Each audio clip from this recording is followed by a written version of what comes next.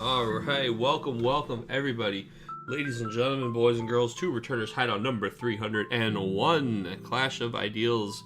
We are back on the other side of 300 and ready to get some more Final Fantasy TCG action underway. If you missed last week, well, you can check out the VOD on Twitch, or you can check out the video on YouTube, as we are now streaming simultaneously to both our YouTube channel and the Twitch page. You can see all the fun stuff we had going on last week. We had a lot of people coming out to play, a lot of celebration. We were just having a great time. Number 300, celebrating 300 of these online events. But we are here on the other side ready for 300 more, and we're starting with number 301. We've got 12 players tonight. No doubt a lot of people getting ready for that last Materia Cup weekend of the season here. Coming up, Raleigh this weekend. Hopefully I will see you there. If you are going to be coming, please say hi. Let's jump into one of these games. We've got a lot of really interesting matchups, but I think I've got to go to table 3, which is going to be Key versus Richie.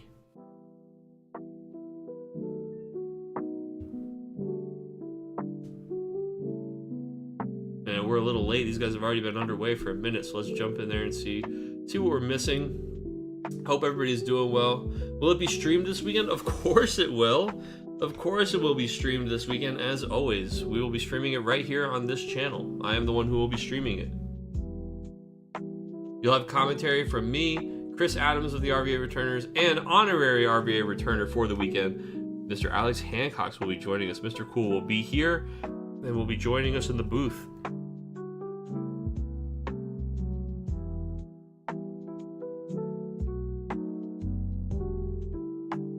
All right, let's get a game up.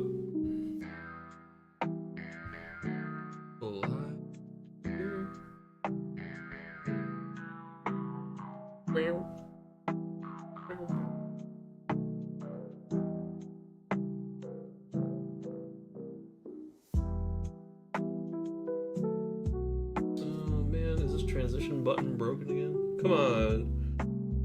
Streamlabs. Get your shit together. Oh no, there we go, I got it. Okay.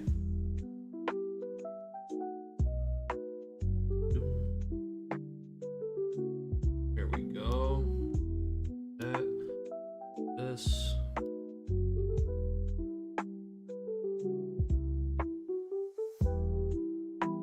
Alright. Yeah, I know we're gonna do this,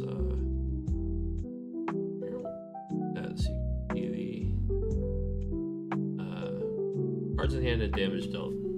Alright. So looks like up top we've got Water Lightning. Water Lightning that looks like it's just a generic Water Lightning. We're using even mid. We're doing some Final Fantasy 16 stuff. We've got Ramu in here, no doubt. Chidolphus and Ramu. On the other side of the table looks like it is a Warrior of Light 7 CP Wall Crystal variant. I think we've seen this be a pretty popular angle for this recently. Obviously, all because of that new Bartz. I mean, the Crystal stuff already played really well with Warrior of Light. All of these backups and every element that are 3 CP. The Cyan works really well in this deck, always has. But now you've got that Bartz who really kind of pushes it over the edge. It has great synergy with the whole Warrior of Light 7 thing going on. So it's cool to see him find a home in this archetype. Happy Wednesday. Hey, Sergio. How's it going, brother? Good to see you. Welcome to stream. Will I be seeing you this weekend, sir? Are you coming to the event? Hope so. Isn't that how it works? I go to you and you come to me? Fair is fair. FFTCG Live. Hello, welcome. Good to see you. Happy Wednesday. Oh, so this is actually, it looks like Pat has got to be happy to see this, because this is, oh, actually that's Key playing it, so it might be similar to Pat's list, or a variant of, because I see now we've got this, we've got Odin stuff going on, which has been very much Pat's thing in his Torpedo Lightning list, to play Odin Barnabas. So let me get the names up here so you guys know who's who. So on the left, this is Richie. My bad, I forgot to put the names up. Oop-a-doop-a-doo. Hey, Jorge, thank you. Happy 301. That's right, we're just gonna keep celebrating. We're always happy to be here. There's no special occasion. Thank you. We're on the other side of it now. So now is it all downhill from here or something like that? I don't know. But we're back. We're doing the same old thing, you know? All right. So now, we're using the special, dude. Holy. Dude. So Richie taking it all so that he doesn't have to chump. He doesn't have the best chumpers here. Then having the Iron Flash in hand and basically saying, well, if you're not, now you gotta chump. You've taken all the damage you can take. No help from any EXs over there. Not that would have been something that we had a problem with Lena out, but... Oh my god, we're breaking mid to get one back to hand to use the special again. Pretty cool. Yeah, now that one we're gonna have to chump with Sergei's. But it's like, we could do that later too, right? I don't know. It was very cool. Oh, we have the Afmount to dull the Warrior Light. He's gonna use the Warrior Light special. Very cool that Richie still had the protection there. He chumped all the way through, and then Key went for like the game-ending play. And went to Afmount it, and then Richie paid to protect the Warrior Light, and then he goes, and then Richie goes, wait, you can't attack again, right? And then Key goes, you're right. And then they're like, oh, are you spending? He's like, well, I'm not gonna use the Warrior Light. And then Key's like, well, then I'm not gonna Afmount. And it's like, fair is fair. Fair is fair. If you're not going to use your special, I'm gonna walk back doing the thing because I can't attack again this turn. That's my bad. If you're saying I had to do the thing, then guess what? I did it. It was a legal play, and you responded to it. That was legal too. We're both locked in. Let's go. But I think it's fair if one person is saying, "Oh, hold on, wait a second," and they take that back. Then yeah, absolutely, the other guy gets to take it back. So we're going to play Axstar here. We're going to play the Cyan off of said Axstar. Looking to dull freeze all these guys, which is nice because, well, the Odin doesn't just get to attack twice, but he does still have the activate him as part of the S ability, isn't it? It sure is. Oh boy. So getting the S would not only activate him, but he would still be able to attack that first time he hadn't attacked yet. So that one could be problematic, but thankfully we've got all of these crystals to just shoot these guys and remove them from the field, which is what we're doing right now. We have the Axstar. What are we doing there? Oh, we're using armor shot. Choosing a forward of 5 or less and breaking it. Okay, so he's responding and he's saying, guess what? I'm gonna make you use any crystals you want to use right now because I'm gonna kill the Cyan in response. He's saying before the crystal, before he pays for the crystal to get it for Cyan. So he's still minus a crystal because then he can use the 5 to wipe the board. However, it wouldn't because Odin would survive it and then Cyan would not be there to spend that last crystal. So I think he goes before a crystal. It's like, okay, you spend 4 of them on Odin. I mean, unfortunately, but you do, right? You have to. You don't want to just die. And Richie's saying, hold on, we went a little fast. Could you run that stack by me? You can see these. Oh, I guess you can't see because pulling this up just goes back in history. It does not show you. It doesn't actually pull up the current chat, but you'll see it soon. He's asking, how did you declare the stack? Okay, yeah, they're not in voice and they're kind of going through things kind of quick. So these guys are just now having to clarify the stack and everything. I'm about to crack a cold one, so if you've got a cold one, crack it. And by cold one, I mean a Coke Zero. So it's nothing very exciting. We're saving all the excitement for this weekend. Also, does anybody know why they're pushing Star Wars on Coke right now? Like, they've got all this Star Wars crossover stuff, but like, normally this happens before a movie or something comes out.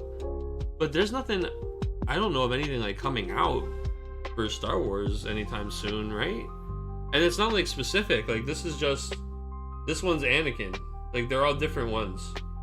Like what is Is it just kind of generic awareness? Are we just trying to raise the general awareness of Star Wars?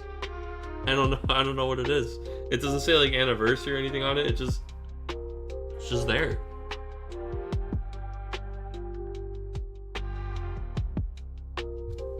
Argonite, hello, welcome.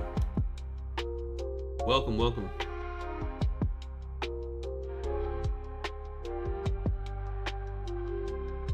Okay. He says, what's the order? Okay, so hold on. Let's just go and let's see what happened here. So he says, before I get the 2, don't you need to declare right before you pay? That's true. So we already paid the crystal for Saiyan, okay. And then saying, what's the order? I would obviously choose to kill him before the crystal comes in. He goes, then I'll use 1 more. And then let Cyan die. Okay, so he's going to just pay the extra crystal earlier to kill the guy. Then Irvine's going to resolve and kill the Cyan. So Cyan is gone. The crystals remain. And we're praying he does not have the S to activate this guy and just blow us out. And he's going to play Gab, which of course will let him search for the character that will let him activate the Odin. Yes, he searches the Barnabas. He uses Barnabas for the Odin S ability. Odin's S ability activates him and allows him to attack twice here. Key, even just making sure his opponent knows how dead he is by showing him attacking twice. In fact, just clicking the thing over and over again to do that. And I'm attacking twice, whether if you have a response or not. And that, of course, is damage 7. Richie losing that one. This Odin has been putting in some serious work on the weekly recently, and it's very cool to see. So well played here. Good job by Key. And we are moving on to another table. Meanwhile, on the Vanadil cam, we don't really have much going on here. So I guess let's just kill this Jagged doll. Alright. Well, what other tables do we have? Who is report? Yeah, I agree entirely. I even pointed it out earlier. Like he clearly has to spend 4 crystals to just shoot this guy. Like he has no chance. Do the dominant and prime form count for the S abilities? If it has been primed from the dominant, then yes, that is the same character name. So if you have just an Odin on the field, no, you cannot use Barnabas for the S ability. If Barnabas has primed into Odin, yes, you can. Oh, the Thunder Elemental. This is why we're here. Just to get some crystals while we craft. Die. Alright. Looks like only table 6 has reported, and then of course this game just wrapped up. So we are going to go to table 1. Why not? Who we got at 1? Tennant and Steven. Let's see what they're up to.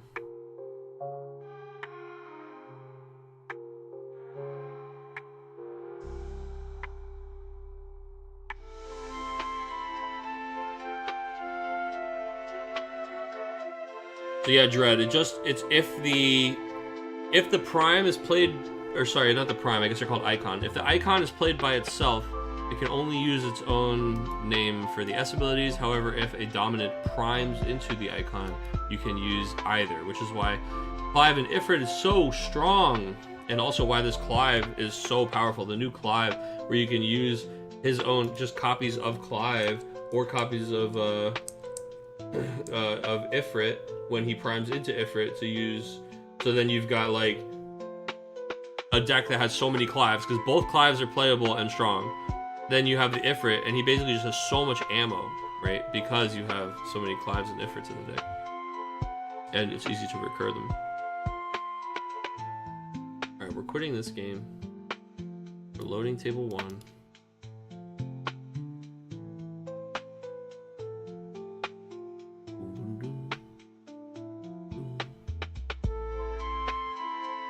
Oh my god, I already love what I'm looking at over here, dude. There's a Vegnagun and a Rala on the table. Let's get this on the screen quickly. Look at this. Look at this. Look at this! Vegnagun. He's just gonna get blasted by this Rala, right?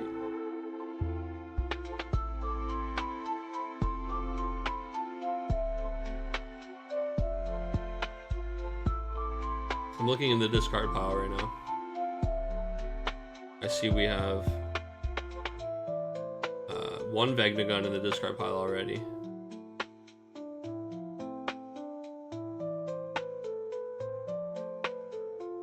Oh, missed the draw with the Emperor and saying he should have gotten it now. Yeah, get it now. No worries. Yep. Good call. Good guys looking out for each other here. Appreciate that.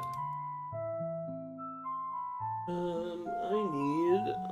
where is the controller? Without the controller...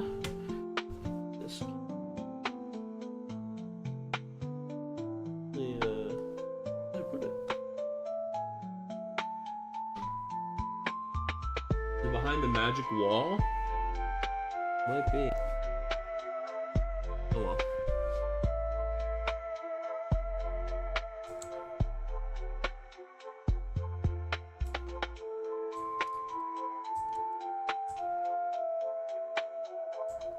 Alright. Celteus and Kit. Wow, these people pull these things all the way out to Timbuktu, man. As far away as possible. We're playing Celteus, so if Celteus is dealt damage by your opponent's summons or abilities, damage becomes 0 instead. But more relevantly, and actually really cool in the face of this Rala having the Celteus in the Limit Break deck, he cannot be broken by summons or abilities that don't deal damage. So he actually is completely immune to the Rala here. Rala will, of course, be plenty content killing Vegnagun, but that does also put a second Vegnagun in our discard pile, getting us set up for the sort of some Vegna fun later.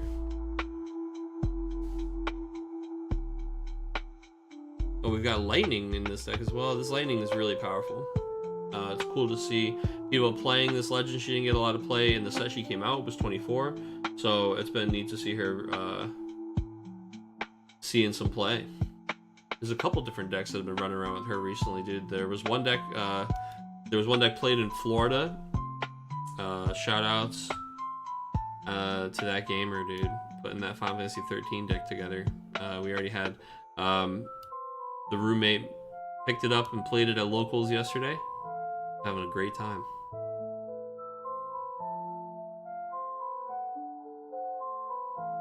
Wasn't she a 3-of in the Turbo Chaos list before the restriction? Yeah, you know, she was probably played in there. Honestly, I didn't see so much of that deck, so. But yeah, probably.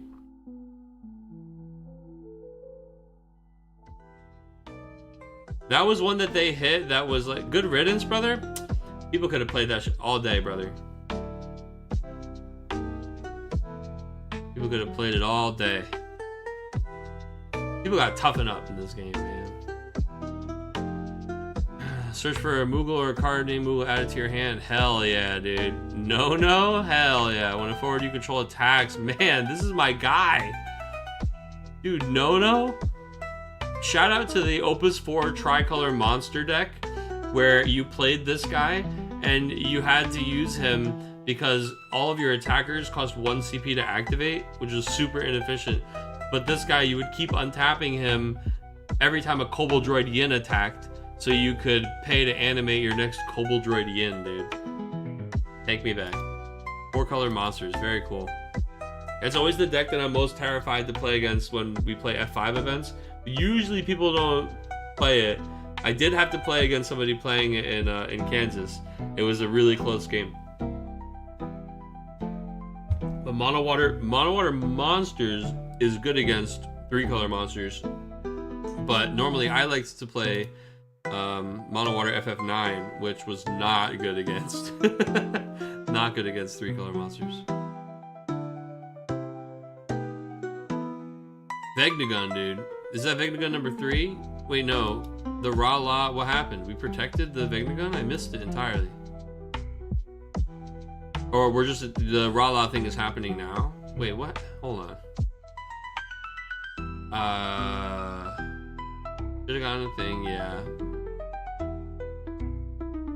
Was it, yeah. Yeah, activates discard, yeah. Moves no, yeah. Those Rala targets Vegnagun. Oh, okay, hold on. He was responding by doing this. Oh, okay, because it plays itself. Okay, I'm sorry. I have the wrong discard pile highlighted. Oh no, I do have the right one highlighted. Oh, because he's now removed them. I'm all over the place. No, there's 2 Vegna in his discard pile. Okay, the second one just got there. All right. Jeez, following all this Vegna nonsense. So, when Vegna is put from the field to the break zone, you can search for another Vegna you play it on the field dull, right? So we can't break the Celteus with Rala. So Rala broke the Vegna, which played another Vegna, and searching for Vegna gave our opponent a draw because of the Emperor. So the Emperor is working really well for them here, as it has gotten 2 draws off of Vegna searches so far. So even though his opponent is still getting to keep a guy and advance his game plan when he gets this guy removed, we're getting something back for it, so it's pretty good. It looks like we're going to block Rala with Celteus here.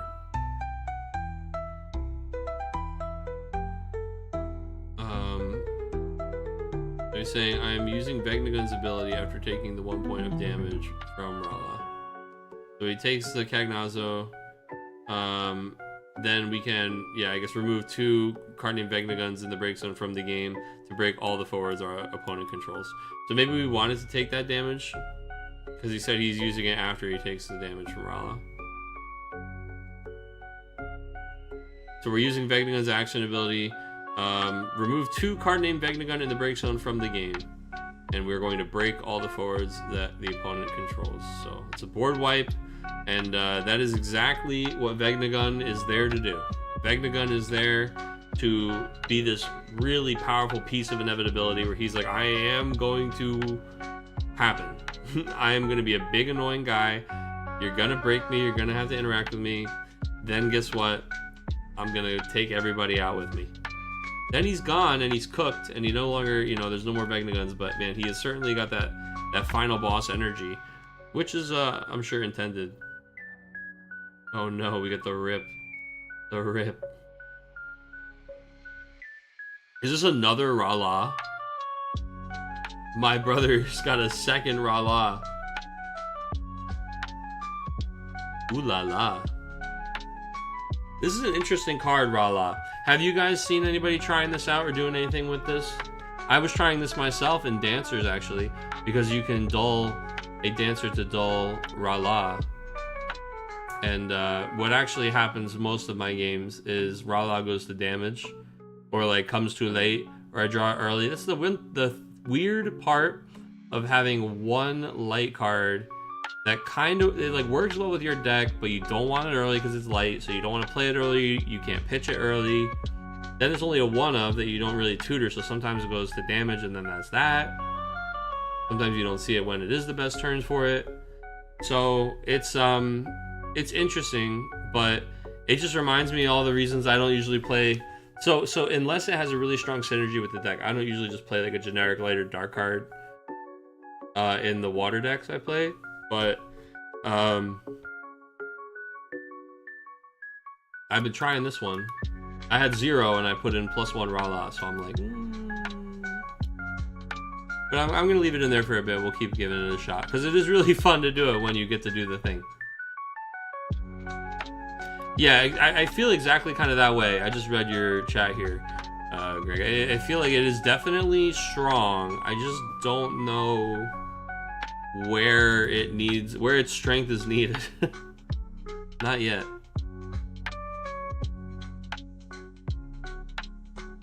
Okay, Vegnagun coming in. I mean, he's big, man. Vegnagun says, I'm a 10k, brother. Deal with it. Rala is going to, we're going to take the damage, or we would take the damage. Instead, we're going to dull the active Rala, and we don't take the damage. And then we are going to choose a thing to break, which we choose this Vegnagun, and there are no more Vegnaguns. So he's Vegnagon. You know what I'm saying?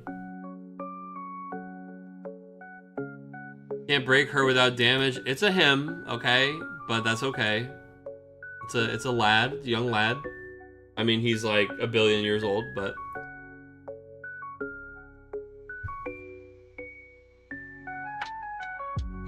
does have that haircut, I guess, man. Got the deep V, but just a boy. Well, far from just a boy, but you know what I mean.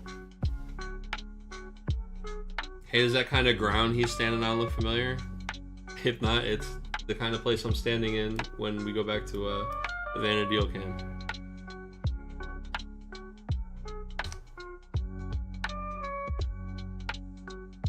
So I do have results in from 4 of these other tables here. We've got 6 total tables, so missing the one that we're watching right now, as well as table 2, I believe. Let's go ahead and put the results in here. So we had Xavier 7-0 at table 5. We had Meng take it 7-0 at table 4. A lot of those 7-0s this week. Key took it 7-0 over Richie. The Stomps. Greg took it 7-1 over Logan. Okay, there was a little bit of resistance there. All right, so Angel and Tyler are still going. That one's probably fun, man. I gotta see that. And then table 1, we got Steven and Tennant. Okay.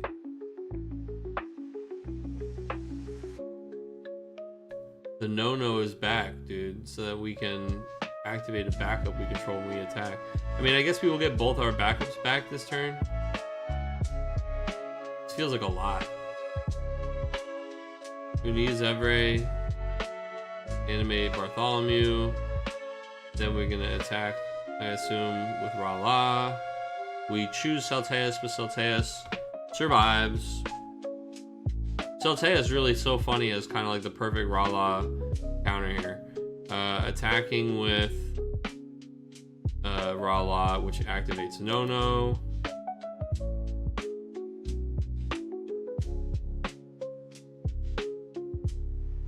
This is the most like neutered Rala you'll ever see. Paying 2 to just activate the Rala. Okay, yeah, I mean it will stop us from taking damage unless our opponent has a way to remove it. Looks like our opponent is like, it's almost looking like mono earth, but it's mostly earth with definitely some wind. I don't know if it's mono earth, but we have all of the different archfiends, which could be potentially what's going on here. I see, you know, the barbs, but that's it. Barb, we see Titan 16. So I mean, outside of the Vegna guns and the fact that there's yellow cards in this deck, it could be anything in here still. There's still a lot of mystery when it comes to this earth deck on the bottom. We've got time, I guess, while we're here. Let me update what did they flip from their limit break? Well, the thing is I have to go all the way out here to find out, dude. But a Shantoto, they just flipped one Shantoto over for the Celteus. Doesn't give us any more info. We got a Vincent over here. First strike Vincent. Very interesting. 2 CP 5k. When Vincent attacks, he gains 4,000 power till the end of turn. Choose a forward, deal a damage equal to Vincent's power. Is there an angle here with 2 drops? Cag is here.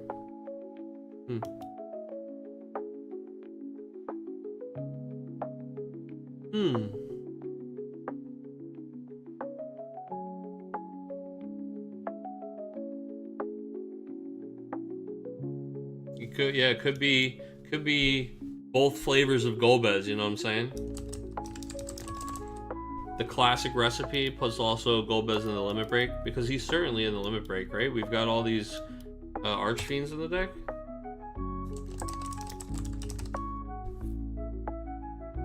I don't know, man. We'll have to, I guess, wait and see. I shouldn't have hit the transition button fully there, but I wanted to put their names up. All right.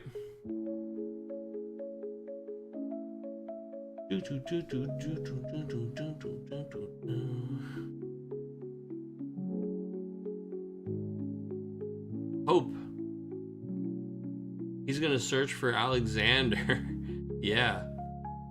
I mean, Alexander won't, man, this Celteus is a really funny ability against this Rala, man. I mean, we can turn Rala sideways, but then we just die to this. He's a 10k. We've got the Enna down. What a matchup right now. Something else. I don't think either of these players expected to deal with what they're dealing with right now. On either side. Let me see here. Yeah, they got 12 minutes left in the round, so here we will be. Makes sense with the chaos backup. Yeah, having all the different elements playing like these rainbow 2-drop guys, but it definitely looks like there's a heavy earth lean. It's the best color to focus on, but I haven't seen an Enna on the field since I was a wee lad. Yeah, I gotta be playing F5 to find one of those, dude. Look, here we go. Zoop. F5 Earth Wind, and it even says, F5 Earth Wind, and then it says Alex because it's the roommate and it's his version, right? I know there's Ennas in here, dude. This is how far back I have to go for. I guess we could take the Datalumas out of here now, huh? If we want to use them. There she is. There's my lady. That's how far back we gotta go.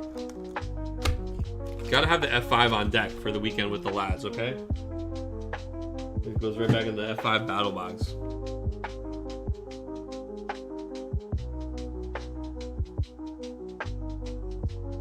The Emperor, dude. This guy did some work against the Vegnagun. It really helped us kind of keep up with it. Ooh, Thunder Elemental's up. Those Anthem backups were the shit. So that's the thing, man. Back in the day, everything was kind of just about honest to goodness combat, right? Like there was a lot more of just like, I'm too big, you're too big. Combat tricks were also really much better than they are now. Because combat tricks are better when there's more honest combat. But, so yeah, the anthems were just like, sometimes like an anthem and a Minwoo were just like, what are you going to do about this, brother? What are you going to do about my 10k Steiner? Nothing is what you're going to do. Cry is what you're going to do. That's why, dude, the Enna's in that deck. Okay, so I would always go up. I would just try to go over everybody with like, in mono water, I was doing Ovelia, Waka, the Refia forward. I was just pumping my knights to the sky high, right? Using Garnet's action ability to cast summons, and then getting the plus 1000 to everybody on my summons, just winning combat. So Alex was like, fuck that, dude, you go high, I'm going higher. So he started playing Maria, Enna, and he was playing the Vincent, the Opus 2 Vincent, that just like can't be broken by things that don't deal damage, but it also lets you play the Yuffie for free, and Yuffie gives him plus. So the Vincent would be plus 3k, dude. And Vincent would be walking around 11k. We would just be throwing these kaiju at each other, man. This is actually looking a lot like his backup line. Oh, there we go. Now this takes me all the way right up to the present day. We got an Opus 26 card hanging out with the old heads. Vanille. When she's put from the field to the breakstone, you may receive or remove Vanille. You may receive Vanille from the game. You may remove Vanille from the game. When you do so, choose one category 13 forward in your breakstone and add it to your hand. And yeah, there's the Rubicantes. So what's interesting to me is we had Chaos down right away. And we haven't done any of the Golbez stuff. And we're just like kind of drawing and pitching all the Archfiends. Like, it seems like just to make our thing work, or make our deck go, we should be playing the Golbez.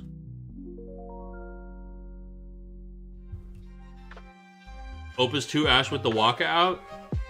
You already know that's in the water box, brother. Opus 2 Ash just was so good. She just shut down like everything fire and half of the stuff lightning we're trying to do. Because lightning back then was constantly trying to do like damage to active forwards, but she would get the Alcid Onion Knight with double pumper and she'd still survive. Those were the days.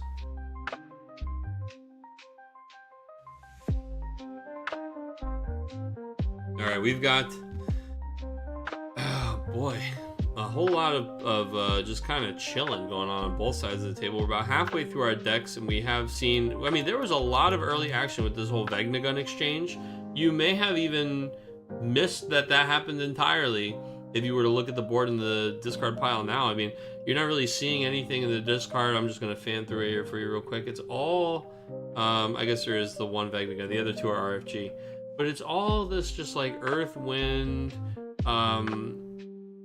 Archfiend stuff, and you see some Rubicantes in here, two Bicantes in here, and two Barbaricias. But We have not smelled the hide of a Golbez, dude. Where is he? She's doing like this, like the cat hands thing, man. Who's this guy walking on by, dude? Yeah, you better keep walking. Same fucking. There it is. Get out of here.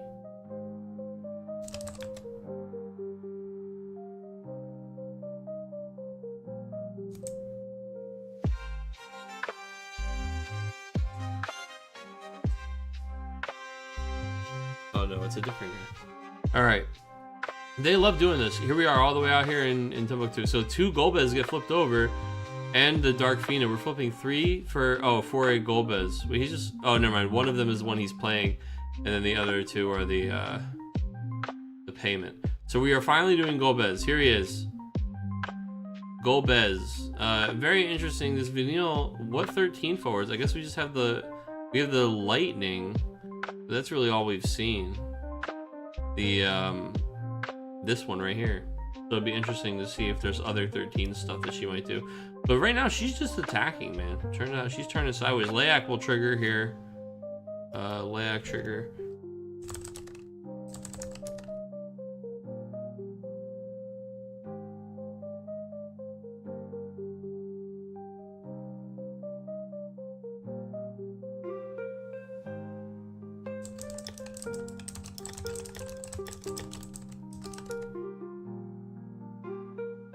Yeah, they missed the Layak. So Layak triggers.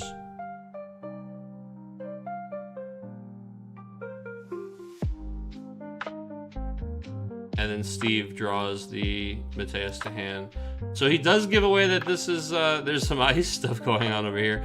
Maybe not in the way he wanted to. Oh, there's actually barely, oh, look at that. If I'd been paying attention to the discard pile, I would have known this was Ice Wind and not just a mono wind deck. We just tuned in and we've just seen really, all we've seen so far these last few turns is kind of Ra-La stuff and Vegnagun stuff since we got here. Yes. He discards the Layak.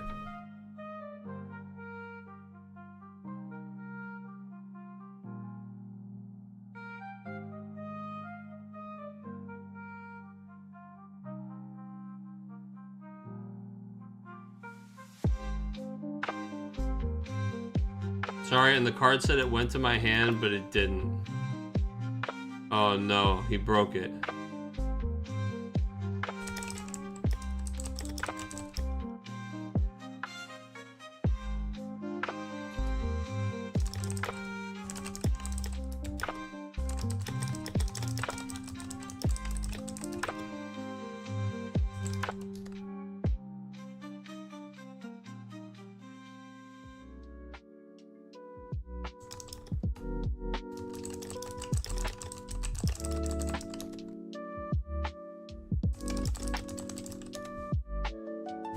Alright, sorry. Just saying, draw a card, discard the Layak, take damage. He tried to put the card back in his hand and the Octagon, like, deleted it. So, I'm like, okay, whatever. Like, we can't fix it. Move on. Move on. You've got less than 3 minutes left in the round.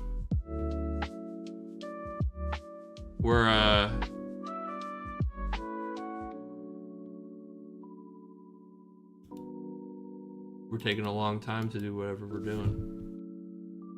Unfortunately. Thanks for the help in tuning in. Of course. Well, the thing is, you know, always here to help. But you also got... Well, you guys are the last table, so I'm always here to... gotta watch, too. We gotta spectate.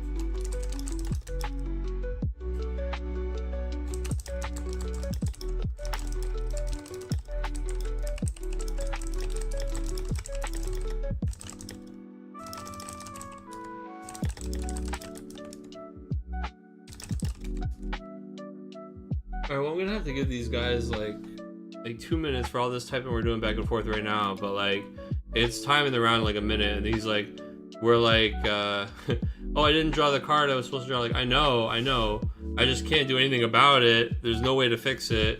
So you could, I mean, we could like call the game right now, but I imagine you'd rather just kind of keep playing. So you just gotta power through. All right, there we go. He got his damage fixed. All right, so I'll say can give you guys plus 2 minutes for the stuff we just had to fix, but time in around in 1 minute, so 3 minutes left. Just FYI.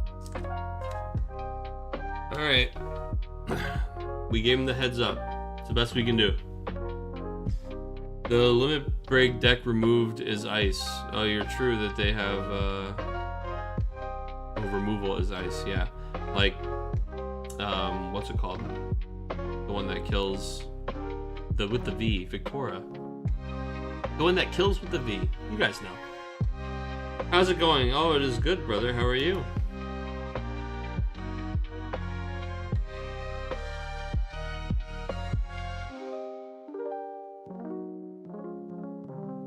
Are you, did I hear that you are unsure if you're joining us this weekend?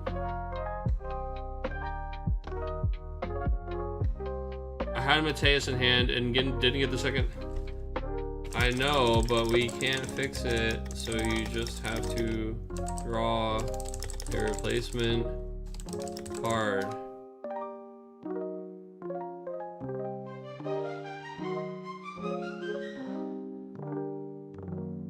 Yeah, we just can't. Yeah. We can't fix it. The card got deleted. It went into the aether, dude. I can't generate the card.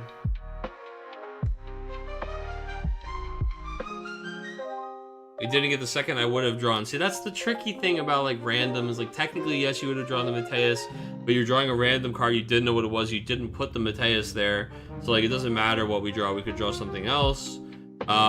It would have been nice to draw the Mateus we were supposed to draw, but if we just triggered our Layak like we were supposed to and didn't take the damage, then we wouldn't have had the problem. So it's kind of just one of those things, you know. We gotta just do the best we can. And that includes, unfortunately, having to call time on people because we got a lot of other people waiting to play.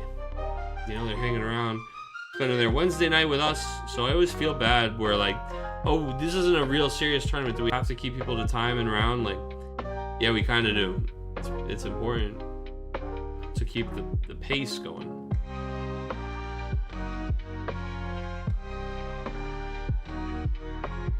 I'm even being like lenient, giving them like 1 more minute here because the guy was still trying to type about his Mateus.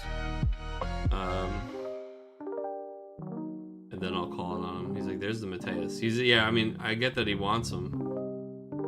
Trust me. Dull it and we've got time to break key. We do, brother. We're gonna be break keying this weekend. Are you gonna be? I know I ask everybody this every week. You have to forgive me. Are you gonna be around this weekend as I scour for keys here? Hold on, I got keys. I got keys.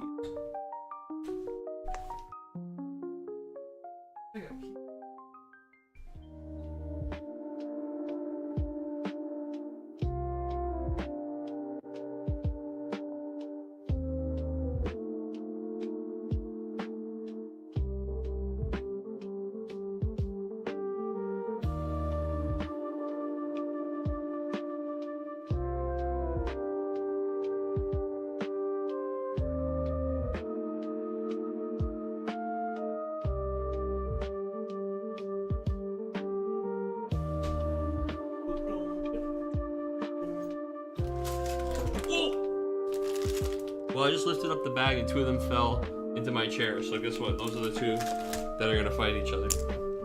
And now I'm gonna call time and round on these guys.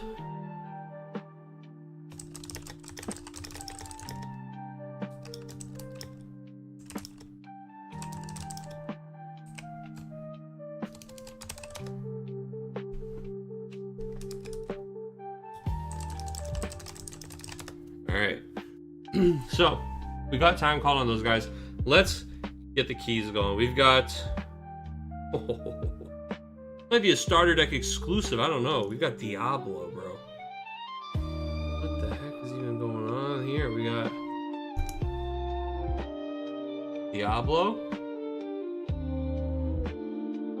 Okay. And we've got... Oh, Ricochet. He's tried and true. He's a champion in these parts.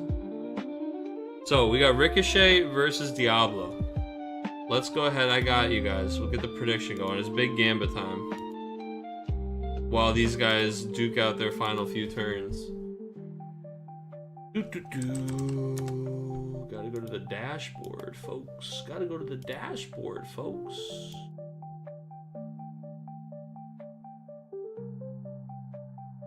To the dashboard. Stream manager. That's me. I'm the manager. Start a prediction. It's been a long time since we've done a prediction, folks.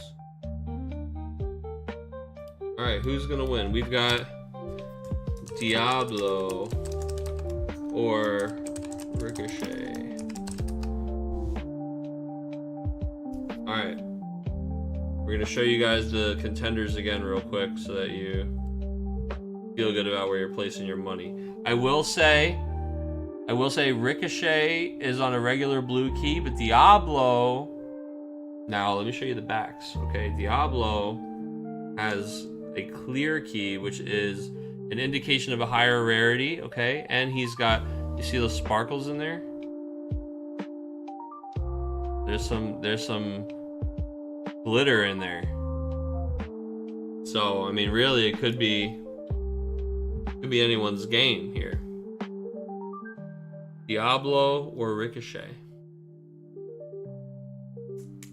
We'll find out, but not right now, because you guys have a couple minutes to put that in. All right, looking back at the table, Golbez is doing stuff. We cast Atomos. We cast Big Hungy, Big Gulper, Atomos. You may remove one Earth bag that we control from the game before paying the cast to reduce it by 2. So. I don't know. Did we do that? I think we still had these 3. I think we just paid for it.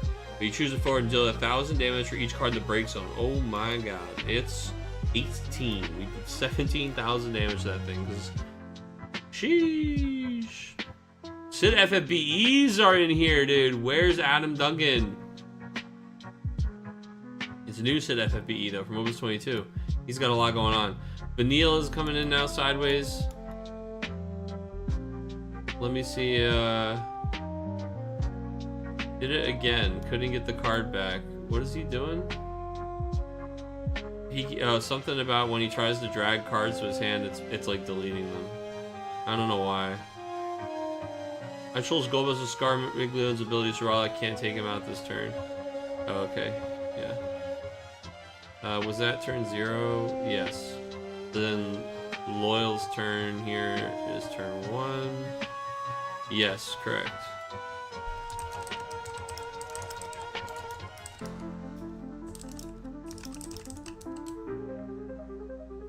Correct.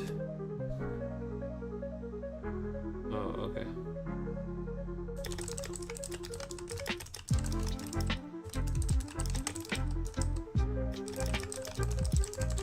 Alright, cool. Good game. There's a concession there, so we're gonna give this one, it's 7-3 for Tenant. We are switching tables, baby. Alright, let's go here.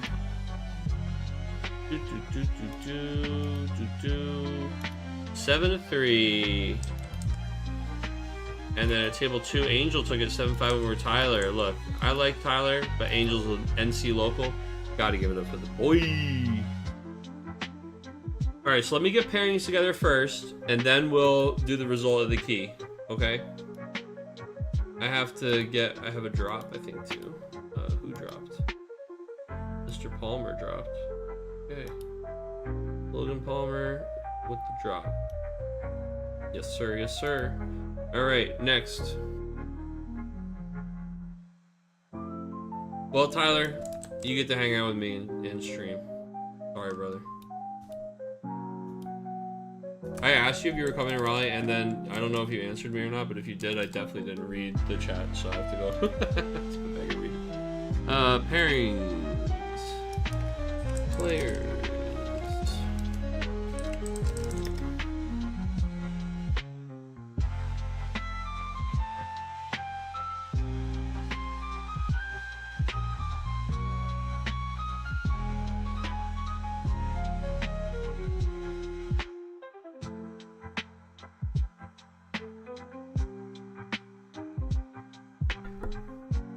Okay, pairings up for round 2.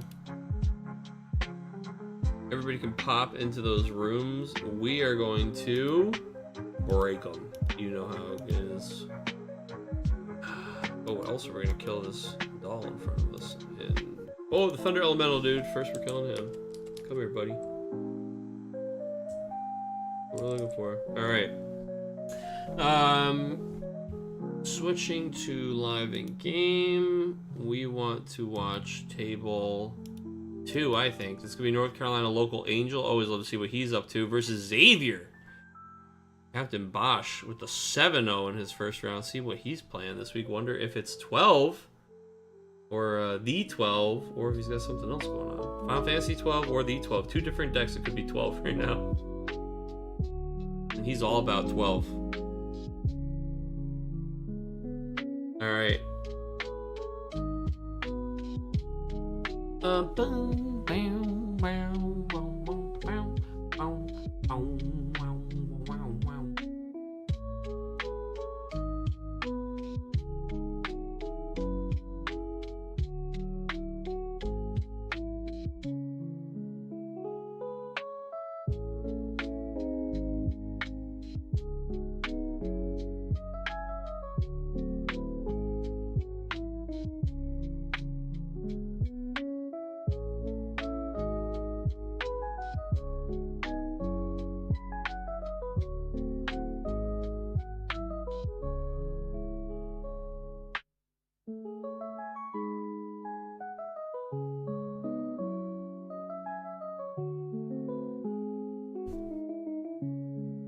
Get in there, kill that Thunder Elemental, dude.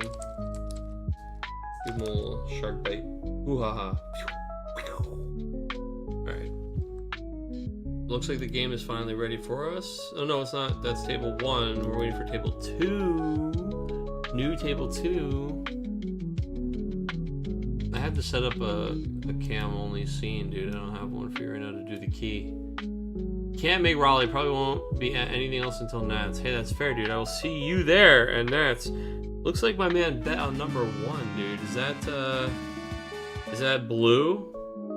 Oh, blue 1. Maybe blue 1 is that's a Diablo? I'll have to look. Oh, FFTCG Live. Thank you so much for the 4 months. I appreciate it very much. Get yourself those Final Fantasy emojis. You're gonna need them for this weekend. Hopefully you'll be tuning in to stream if you're not here joining us in person yourself.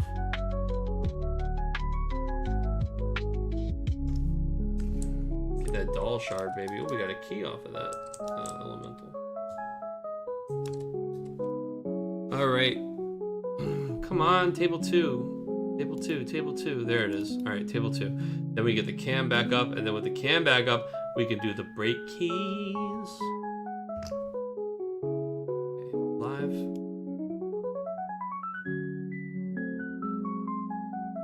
All right.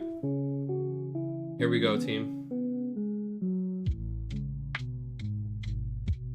They're ready. 3, 2, 1. That, I heard a double snap. Oh no. Oh no. The orange key is dead. Rarity means nothing to Ricochet, who takes a clean victory. A clean victory over Diablo. Back to poverty. Will the stream be hosted here? Yes, it will be. I am streaming the event. You will have me and the RVA returners, Adam and Chris. We will be here. Adam, Duncan, Chris. Adam's We will all be working the stream, but we will also have honorary returner for the weekend, Mr. Alex Hancock. Mr. Cool will be here with us, hanging out, streaming the event, and bringing you guys commentary. So you're going to have a revolving door of commentary, and it's going to be awesome. Can't wait. Back in time for break key on my 40 month, dude. Let's go. Thank you so much for your support, brother. There's a face I'm hoping I get to see this weekend. You gonna make it out? Get the choose prediction outcome, dude. Nobody, dude. Tyler, 3 people voted for Diablo.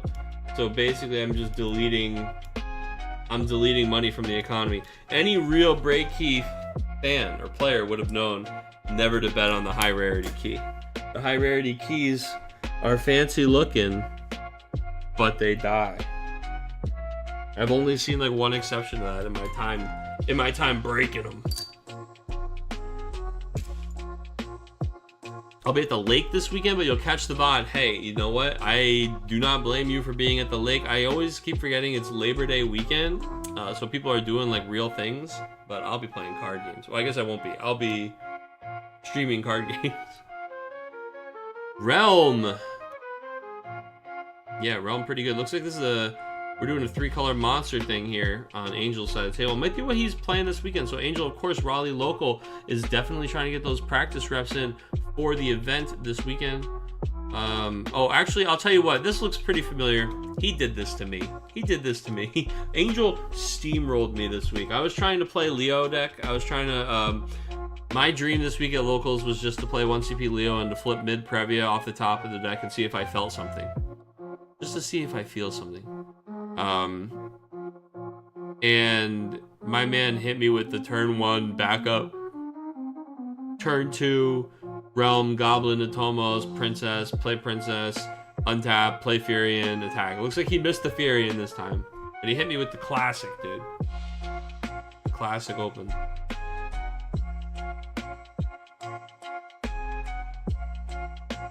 Oh, we went out of the way. Hold on. My man Xavier went out of the way to put the full art Shivas in here. This Shiva card, by the way, is incredible. The 1CP Dull Freeze a character, and then you can pay the extra cost of just removing 4 ice cards from your discard pile to return this to your hand. Really, really strong card. Finally starting to see some play because ice is starting to see more play. Rightfully so. I mean, we've got a lot of really... Look at these 3 backups on the table right now. Ice is the king of having 2 CP backups that have these really strong synergistic effects or are like silver bullets for certain things, which is why Emina was such a great card for them to print because she searches for any 2-drop ice backup. We've got Torgal, who lets us prime or cast icons for any color, right?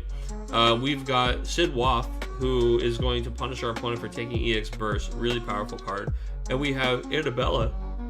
When a character you control is priming, you get to choose one of their characters and Dull Freeze it. So we play this Ifrit, right? And we can, if we wanted to, now this is the most expensive priming guy you're going to see around, right? Costs 5 to prime. But if we wanted to, we could pay the 5 here.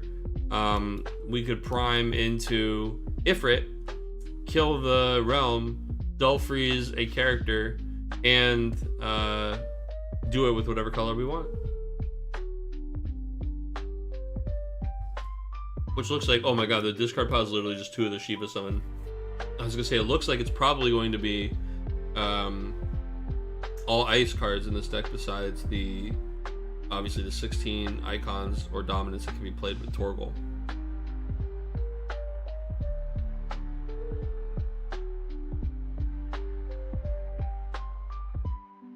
You'll be stopping by, but it says sell your collection? Oh my god, bro, that hurts the heart. Look, you know, the kids get to a certain age, man, and there's just not time for dad to be going out hours at a time playing card games and spending a bunch of money on cards. And it's not even the thing that, like, I mean, you still love it, right? But it's not really what you want to be doing anymore. You want to be spending time with the fam and, like, doing that whole thing. How exciting that is as the next chapter, brother. Look, there's always a time in your life it comes back around, you know. You'll get to reintroduce this stuff to your kids. You'll get to share it with them. And then You know, you get to kind of enjoy it from a new angle all over again. That angle that you kind of first started enjoying this stuff as a kid. I mean, think about, like, man, when I first started, like, being excited about Pokemon cards, the way that I was excited about Pokemon cards when I first got one in my hands is not the way I ever thought I would, you know, like, and then it was just kind of like, oh, I like this character, I like this stuff. I didn't even know how to play the game the right way, even though I was trying. But I never thought I'd be doing stuff like I'm doing now with card games. But just like sharing that enjoyment with a man at a young age. I mean, I was, what, 7, 8 when that kind of stuff started showing up, and I loved it. I couldn't get enough of it, man. So, look, I get it, brother. Hey, you keep coming by, you keep supporting stream. I appreciate that, man. You keep us in your life as you can. And you can always play digitally, and you know that if you stop by, we'll always be happy to lend you a deck, brother. Anytime. You tell me what you want to play, I got you.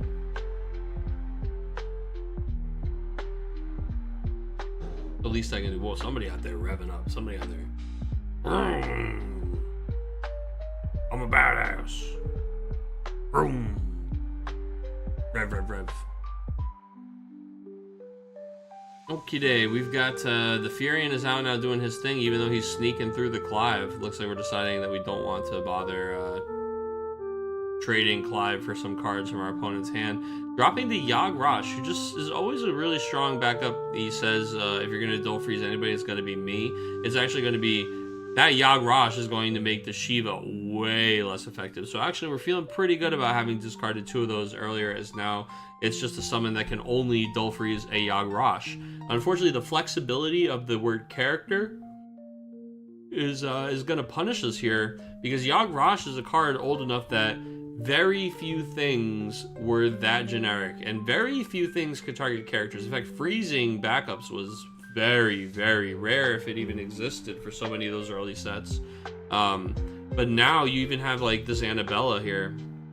Whenever a character you control is priming, you choose a character, dull freeze it. I mean, this is now only able to dull freeze the Yogg Rosh, who's easily reactivated every turn by casting 2 things into the Sotomos. So the Yogg is actually going to do a lot of work here to just sap a lot of the efficiencies of Xavier's plays. Xavier's going to have to go over the top here. He's going to just have to play out those big scary primey dudes, and he's going to just start blasting. So we'll have to see how he handles this, because the Yogg is actually going to really muck up, just like scooting the weenies out of the way. He's going to have to go through them. He's going to have to go over them.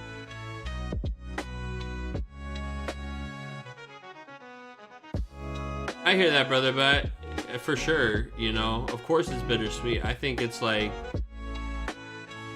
it's really hard to do the things that you know are just like gonna be better for you sometimes, man, but it's for sure the right thing to focus on. And by it, I mean like anything else. We'll always be here. We'll be here, man, you know. As long as they keep making these sets, making these cards, you know where to find us. We'll keep the lights on for you, as we always say. You stop in anytime. Emina is going to go, hey, you know what? Early game, I would have loved to get any of these 3 setup backups I have, but since I already have all 3 of them, I'll just use Emina to go get a free cast Armor, I believe it is, for the Ice deck. The free cast backups for those monocolors are just really cool. We're going to play the Jill for 1 CP because we do have a Clive in play. And she only freezes a forward. Sorry for the yawn. She only freezes a forward? Yeah! So we can actually dull freeze that Furion. Although what's funny is Furion's another guy who can just be reactivated. So, it almost would have been better to dull freeze one of these guys, but, you know. Witch of the Fens, yep, she's gonna take care of business here. Whether or not we have another monster follow-up, at the very least, she's going to escort the Clive off the field.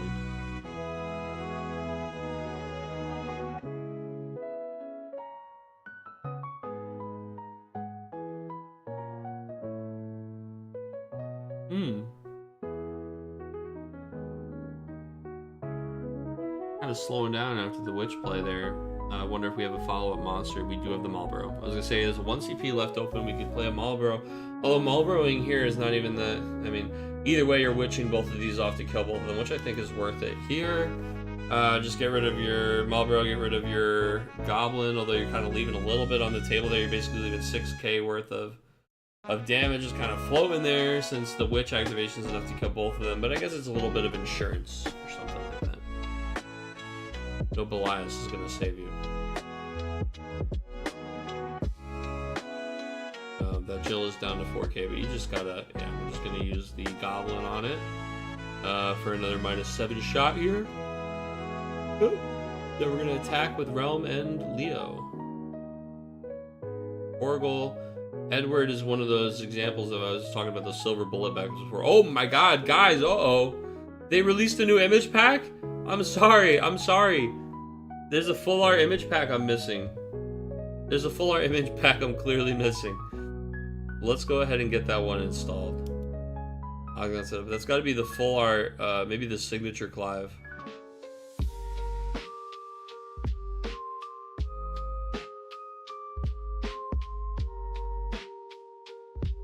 That's so funny. It's because he went out of his way to replace all the cards with full arts.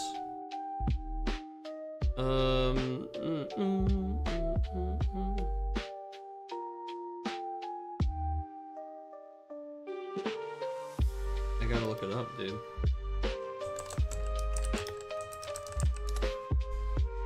Online card playing solutions. From Casanova Coral. Full arts and promos is what we need.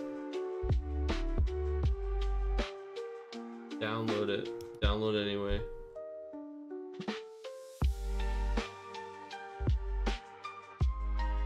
Octagon. Games Manager. Hangs the entire program of Octagon. Come on, baby, you can do it. I'm just clicking the Games Manager tab. Come on, Octagon. Come on, Octagon. Alright, we got there. Add image packs. Come on, Octagon, you can do it. Here we go. Add that full art image pack.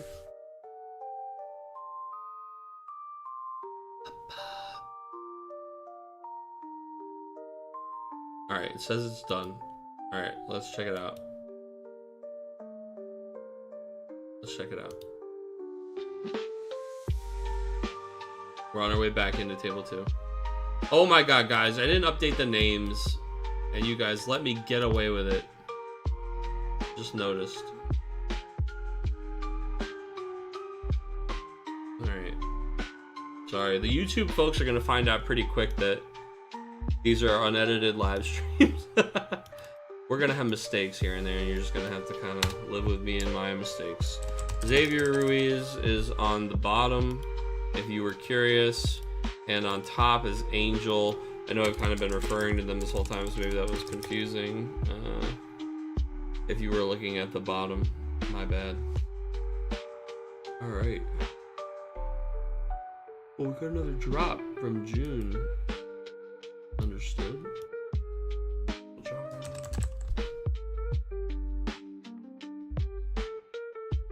now I can go like this. That ought to just snap them. There you go. Okay, tuning back in. Oh, we got a Kurosame and a Kate Sith both resolving right now. Kurosame strip the hand, Kate Sith freezes all the backups.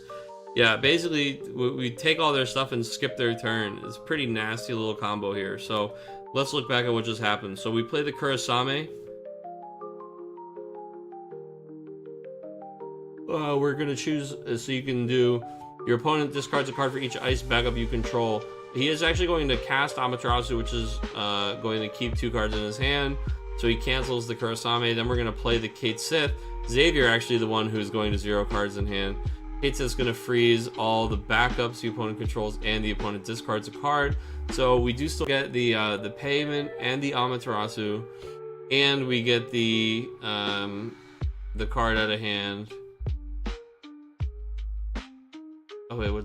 We just lost.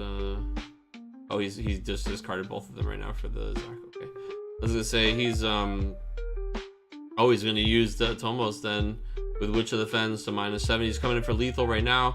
Not normally a lot that Ice can do about it. Clive, we do have the signature Clive now installed. Perfect. Clive, Emina Sephiroth, and that is a good game. Xavier unfortunately, not able to, or he chooses not to rather prime into the Ifrit earlier. Even though these were some weenies that we could have cleaned up. I even said it earlier, he's going to have to go through these. I know it would have been expensive, but the turn we played the Clive, maybe just priming into the Ifrit and having that throw line for, I mean, but of course the Witch comes down immediately after, and the Marlboro in hand. Marlboro activation on Witch Defense is still enough to kill the 10k. So I'm saying all that, but we prime into the Ifrit, we kill what, one of these two chumpers, and then the Witch takes care of it next turn anyway, which is unfortunate. But then we at least maybe don't die here this turn, so that's all. Who knows? Plenty of other lines people can explore and take. I just wonder, we were all set up on the 5 backups. We had the Clive and we had the Jill. We didn't prime either of them. Maybe there was something that could have been done there, but the Yogg Rosh really makes it annoying to get that normal value would get to just dull freeze these guys to stop yourself from dying out of Annabella, because Annabella, when you prime both of those guys, is just going to continuously freeze the Yogg Rosh. Same thing about the 1 CP Shiva that found its way to the discard pile pretty early. Unfortunately, because this does say character, normally very powerful bit of flexibility, but Yogg Rosh punishing that flexibility by saying, you gotta choose me. Alright, we are going to go to another table here. Let's switch tables, and switching the tables, of course, I do see that the Giant is now standing on top of me again. However, it is lightning weather, which means, oh, there he is, the Thunder Elemental, folks.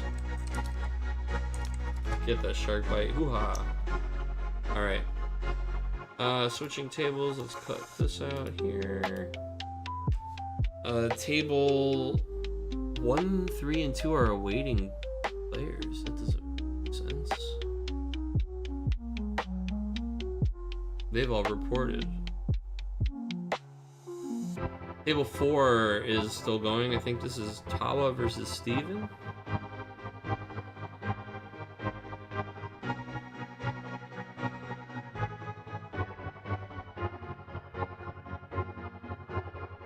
Yeah, Tawa playing 4-color Warrior Light. Let's get this one up on the screen. Oops. There we go.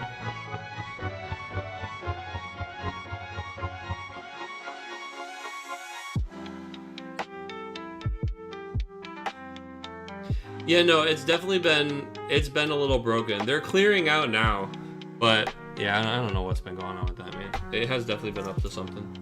Alright, so this is the game that's on the screen now. I'm gonna go use the restroom, so I'm gonna zoom it out for you guys real quick. Looks like they still got a bit to go. I'll be right back.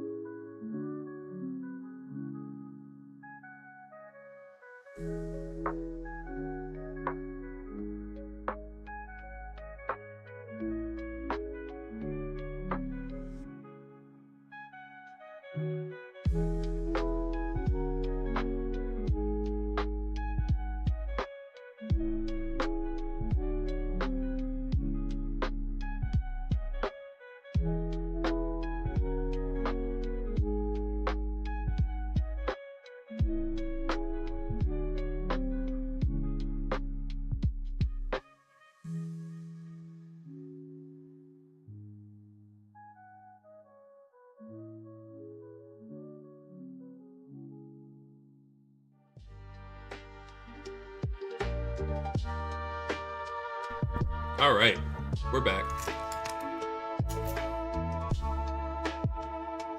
We're back. What did we miss?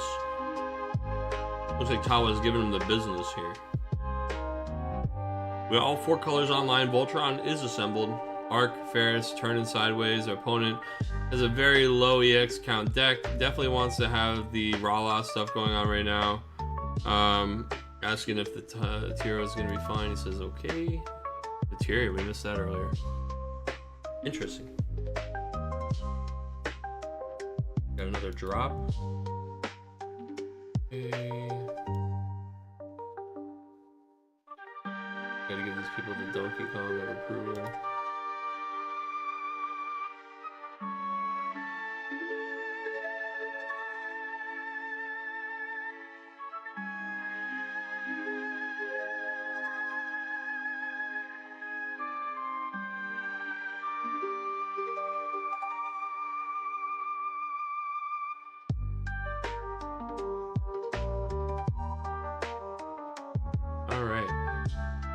Rala is now on the table doing its thing. We play the Rala. We're going to use Evray to activate Nono. We're going to play Layak.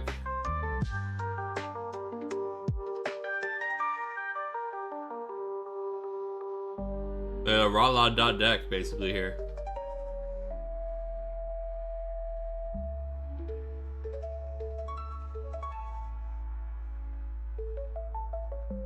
Unfortunately, Layak doesn't really work so well with Rala here, because it'll trigger first.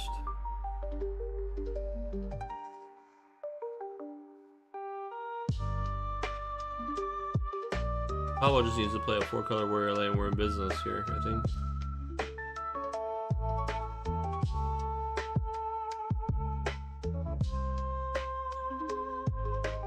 Yep, I think so. We're cooking. 4-color warrior light on tap. Draw, combat, attack with Ferris, trigger, trigger. The Layak results first. They draw a card, they activate these backups.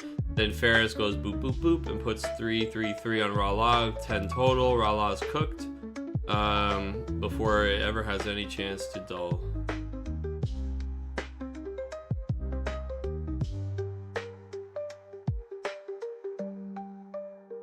Yeah, so I guess really,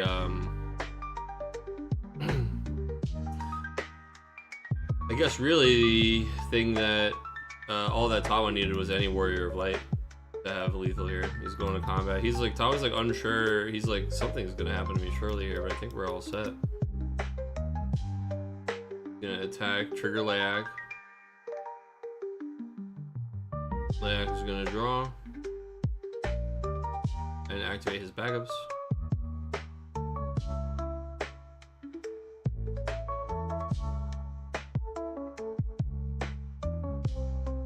Activate the backups.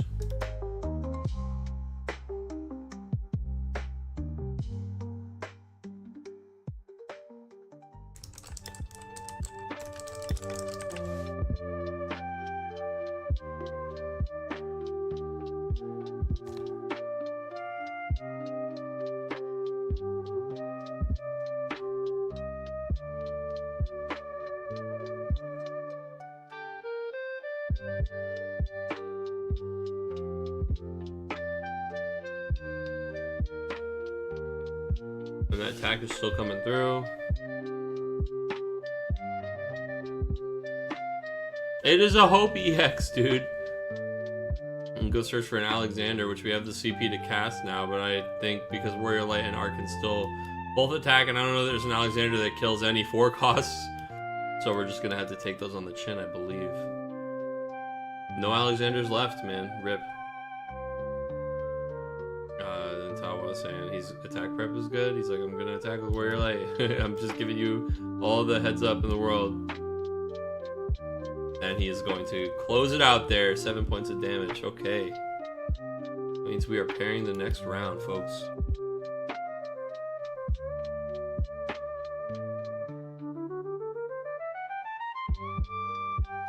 Alright, so let's read the results down for you. Table 1, we had Greg take it 7-0 over Tennant. Table 2, we had Angel take it 7-0 over Xavier. Table 3, we had Key take it 7-5 over Meng in one of the closer games here. Table 5, Richie 7-1 over June.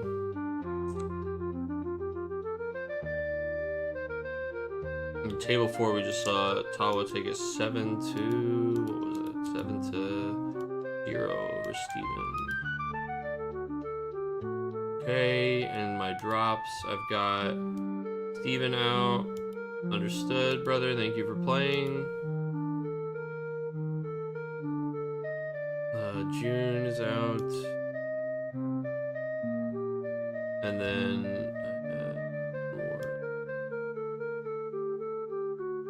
Meng is out.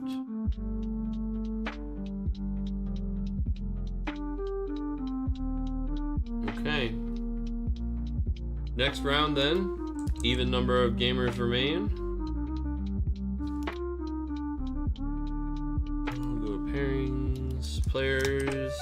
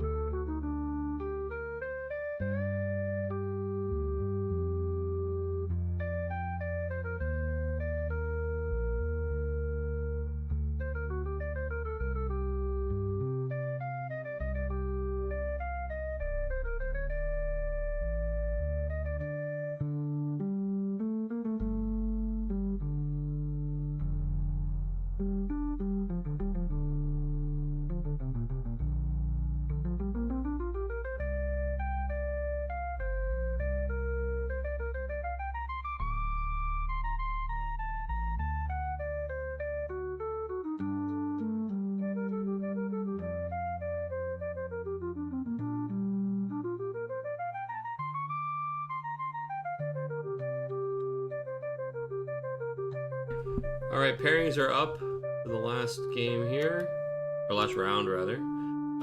There is still potential for us to have a tiebreaker as we have 3 undefeated players, Greg, Angel, and Key. Key is playing against Tawa here, and then Greg is playing against Angel, so we'll see how that all shakes out. But if Key is victorious over 4-color Warrior of Light, we will have a tiebreaker. If not, it is the winner of Table 1 who will decide tonight. So we are going to go to Table 1, of course, and watch Angel versus Greg. Angel's on that 3-color monsters list. I don't know, did we see Greg yet tonight? Did we see Greg yet tonight? I'm not sure. I'll know as soon as we see his deck.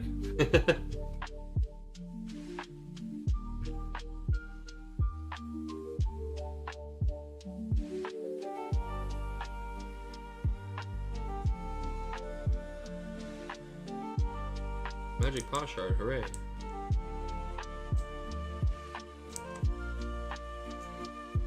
Crafting time. Alright. What did I end up playing at my LQ? I played Dancers. Mostly out of laziness. But also because I just expected there to be a lot of 13 stuff. potentially a lot of Chaos Arc, and potentially just like, yeah, I felt like it was probably just fine to let people do whatever new thing they were doing while my guys kind of like couldn't be chosen by abilities, etc., etc., and all that jazz. We got top 4.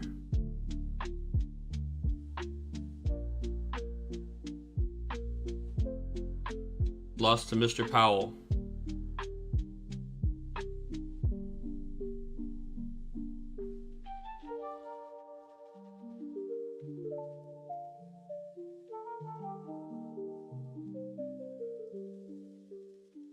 There was an LQ, didn't see list shared. Yeah, look, I don't know when Kirka is gonna put him up, brother, but that is beyond my pay grade.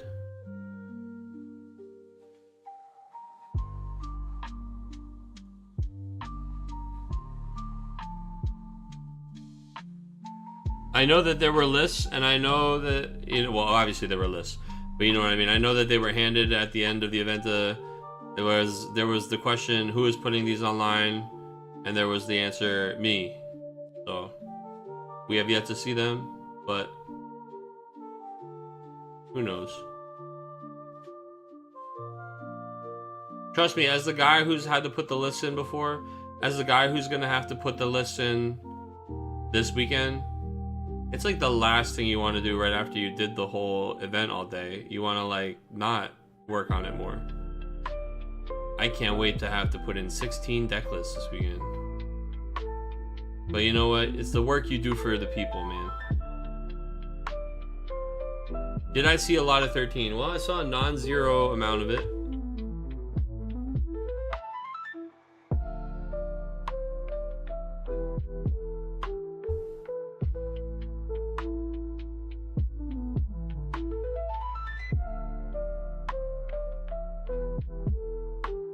It was certainly there.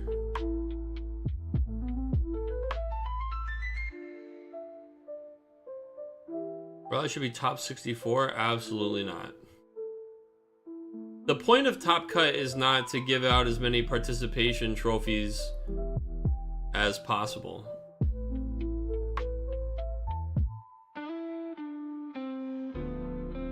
Give me more lists to submit. Yeah. I wouldn't, even if it was top 64, I would not be submitting 64 of them, and y'all would have to just deal with it. That's life, baby.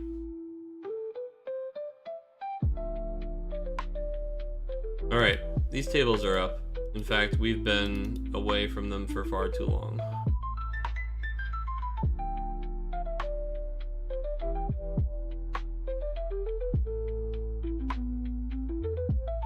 Good, they just started. Alright, let's get the names up, because the game's up. So we've got Greg on the left, or sorry, Greg on the bottom, and Angel on the top. So let's get this Greg. Actually, I don't think we've seen Greg tonight. Greg, and then Angel. Angel's name is already loaded in. Alright. One of these. Bop, bop. Okay. Moody searched for an Amaterasu. That's pretty good start when your opponent plays Larsa and no doubt searched for the Realm. My man Larsa for Realm and said, this is my next turn. And then Greg goes, alright, this is my next turn. I'll play Moody and I'll go get Amaterasu. Now, Angel goes, well, I'm not going to play into that. I'm going to pitch a card from my hand to play Goblin instead, and I'm going to search Princess Goblin out the long way, and I'm going to go get Princess Goblin, so I have 2 backups down. But the thing is, I mean, we pitched for the Goblin, added that back to our hand, then pitched again for this. So it's like -3 total cards out of the grip. So we're ending the turn with 3 cards here in hand, and the Goblin is live and online, but Greg just searching the Amaterasu completely messes up Angel's entire turn, because Angel doesn't make him use the Amaterasu, right? He doesn't want to just pay 5 into getting an Ama, of course, but it's funny that Greg doesn't even have to cast it. He just has to have it.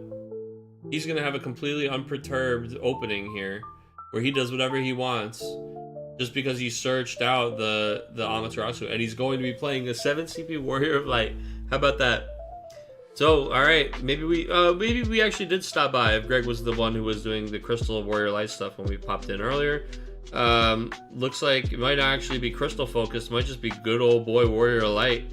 Axstar is pretty powerful, so is Clive, but we have a chance to just develop 2 backups here when we just had this really awkward thing for our opponent where we saw them grab the Realm, we stopped them from playing the Realm. Now we can add 2 cards to our hand off the wall 7, have 5 cards in our hand, and still be in a prime position to, if we want to, very easily threaten pitch Amaterasu to cancel again our opponent's next turn and keep the threat there so that he still doesn't Realm next turn. Just keep it weird for him. It looks like we're really debating maybe taking, like, Axstar can be just really powerful to play another forward, and then every turn he attacks and deletes a blocker. But we're going to Dull Freeze our Warrior of Light right away, or the Clive. You can remove one of their things, you can remove one of your own things maybe, have this guy ready to prime next turn. But personally, I'm a huge sucker for 2 backups that say draw a card on them in this situation. When you're trying to keep the Clive will still draw a card, right? Obviously, you're still going to have 5 cards in hand. You'll have more threats on the board. Batman. I mean, the thing is, obviously, I just like playing backups, so I'm always going to be like, oh man, look at how we can just ramp our setup here. But that's not always the play, especially in these kinds of decks. Sometimes you've got just enough backups. You've got the Ice backup down, which is critical for later, so that you can always threaten a Gilgamesh. And then maybe after that, we're just going to start putting the pressure on, right? Maybe we just keep it here.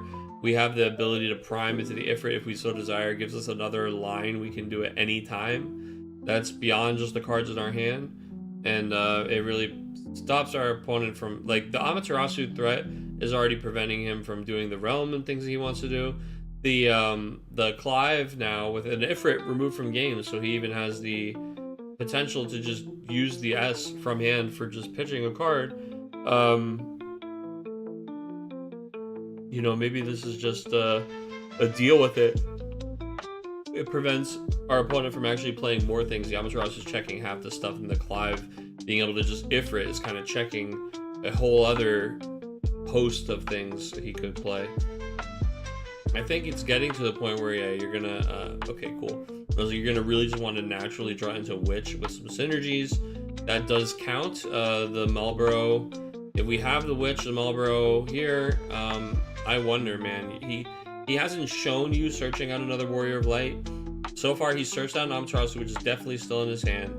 So 4 of those cards in his hand, one of them may be a wall for the special. If it is, you're kind of cooked, but what else are you going to do? And it looks like we do have the Witch there. We do have the Witch and the Marlboro here. So we're going to draw a card off the Witch. And then we're going to check. It's time to Mind Sweep for a Warrior of Light special. Unfortunately, I don't really think we have a backup plan if he does have it. I guess we can kill the Clive either way, right? Or we can rather threaten to kill the Clive twice.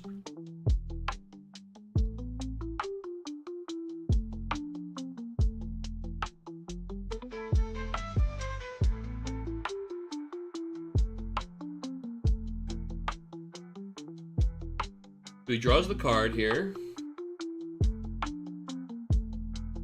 Bum, bum, bum.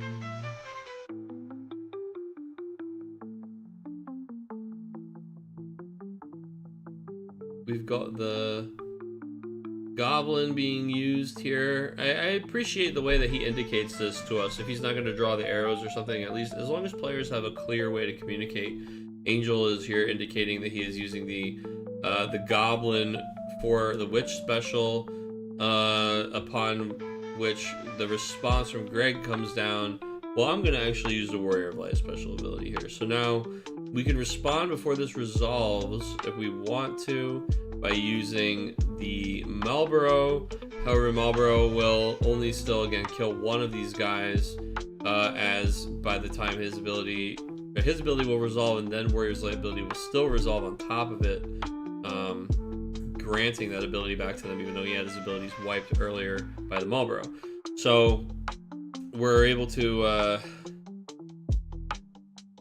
we're able to just kind of spend one goblin to get that S out of the hand, and then we decide to stop after that. Now, the dangerous thing there is that might have just been our only chance here, right? Because we can prime at any time. Plus, we could just draw an Ifrit and blast. Plus, we could just draw another Warrior of Light and be safe. Like, there's so many things about the lines that Greg has access to with just what you're seeing on the table and what you know exists in his hand that make this scary. But what we do have is, if we do prime out of the 3-cost Clive, then it immediately opens us up to getting Witched with the Marlborough, which will kill a 10k Ifrit. That we obviously can't protect when it is not a 3-cost.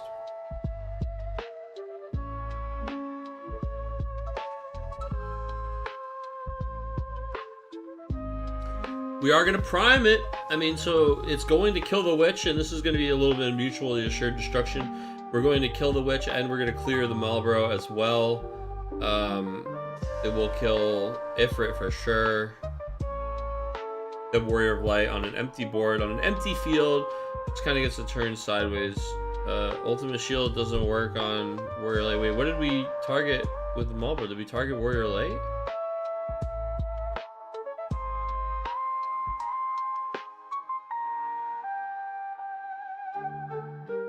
Oh. No. We used the Ultimate Shield though. Oh no, maybe he moved it back to his hand. Okay. Angel was like, well, that doesn't protect that guy, brother. And he was like, oh, never mind, I won't use it. So he did. Maybe he would have, maybe he wouldn't have primed if he didn't think he could protect it. Obviously, it seems like he thought maybe he could protect it with the S ability there. Now, we still do clear the Witch and the Marlborough, which are two things that are going to have to get cleared.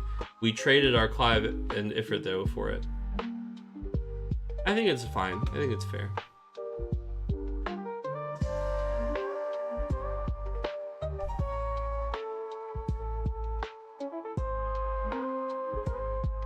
A Clive of our own. Clive on Clive combat here.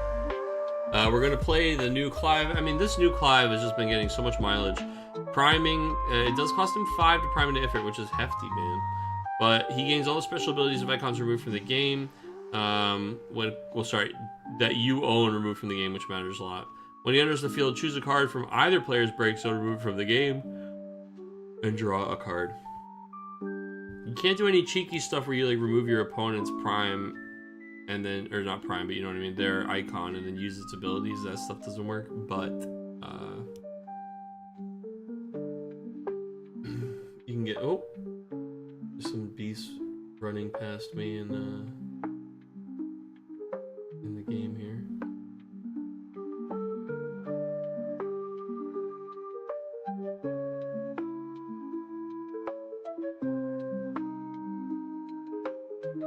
New Ferris. The Ferris enters the field. You may search for a Lena and add it to your hand, so we can play that Lena and then go into our attack phase and be able to play a 3-cost because of the second ability. At the beginning of the attack phase during each of your turns, you may play 1 fire or water forward of cost equal to or less than the number of backups you control from your hand onto the field.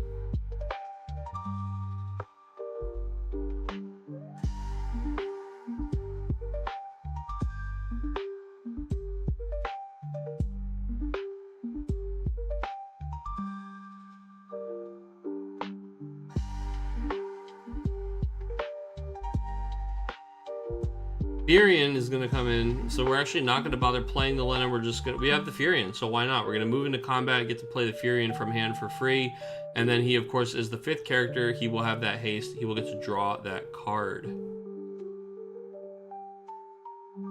Not bad. You get the Lena to hand, and then play the Furion out, and then we get to get another card here. We're actually going to Amaterasu that Furion trigger, and 1 card from hand that we know is Lena is not enough to save Furion.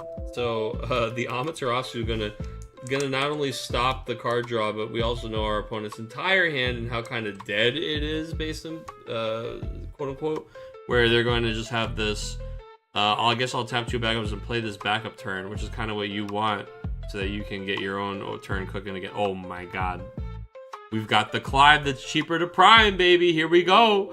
Grade A beef. We're priming this Clive for sure. We're going to just absolutely torch both of these forwards.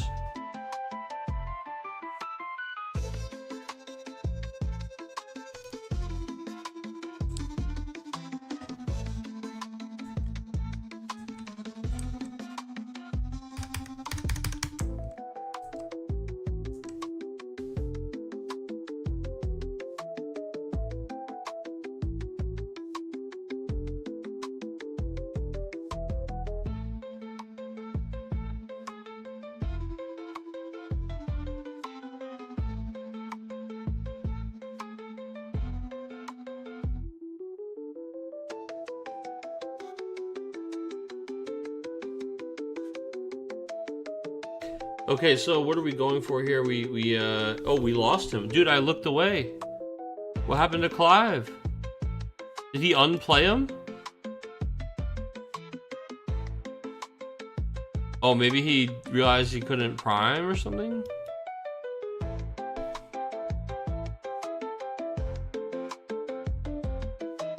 Oh, I don't know. Maybe he's being greedy about Clive attacking or something? No, I don't think so.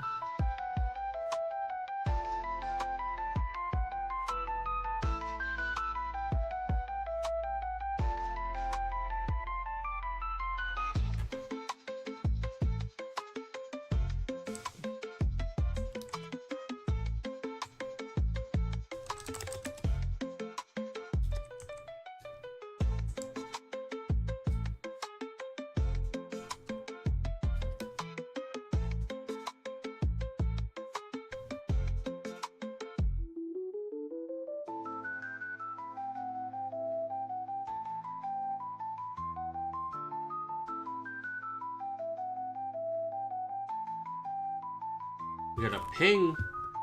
Got a pinger. Another drop. It's the last round, brother.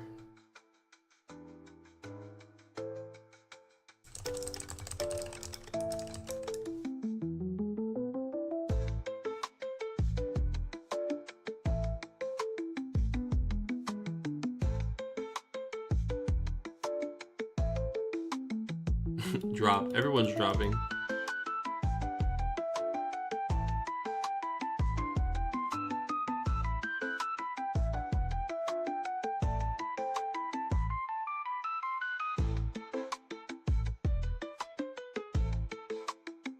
He's like, oh, you're right. All right. Goodness. Okay. So we got the Victoria out.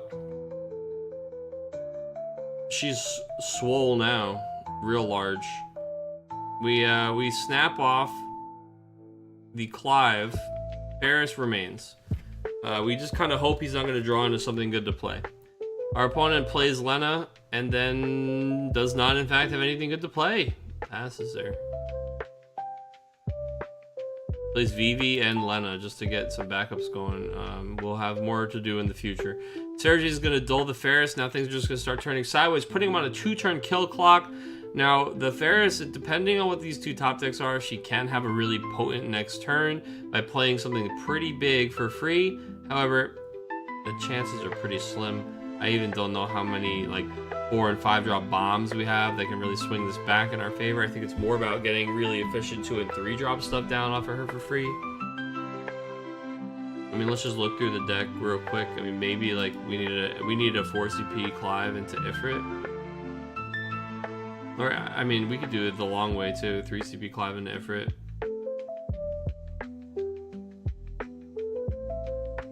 It's 2 more. I mean, you get the card back, so it's effectively the same. But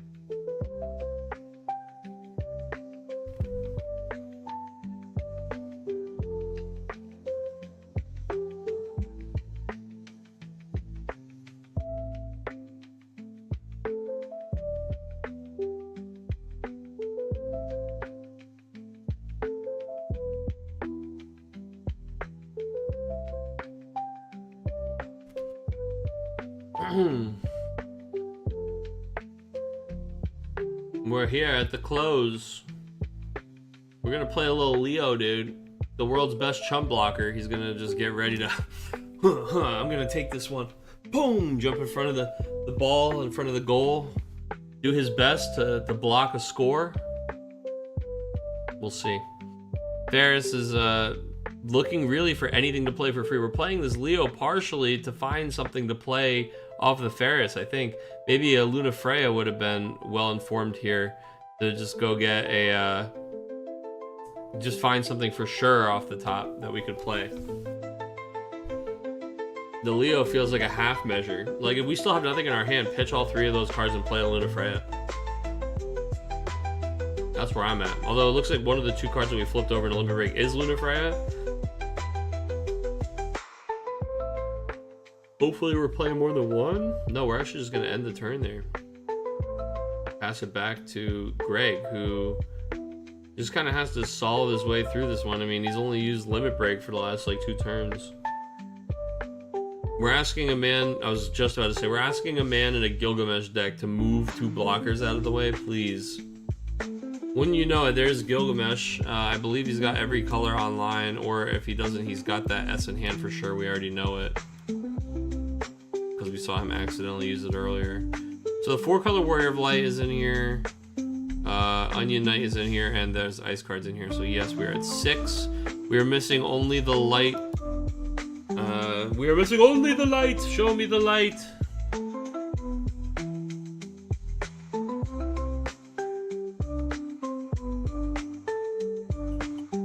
We are missing only the light. And results, do I have any yet? Oh no, we still don't know what's going on at the table too, dude, because it could be anything. If Key wins that one, we do have a tiebreaker.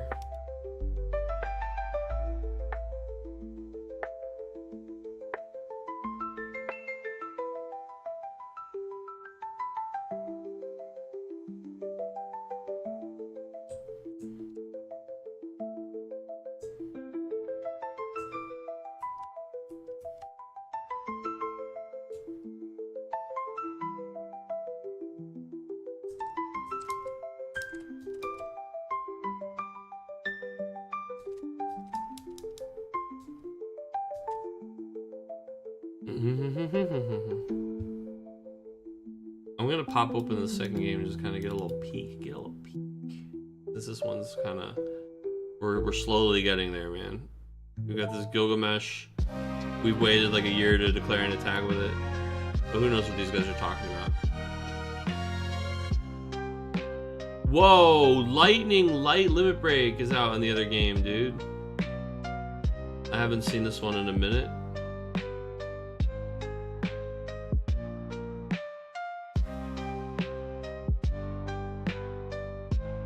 In the YouTube chat because Twitch was buffering so much? That's weird.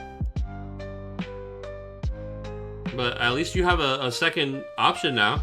At least you have you have recourse. I hope that it's not being weird for this weekend.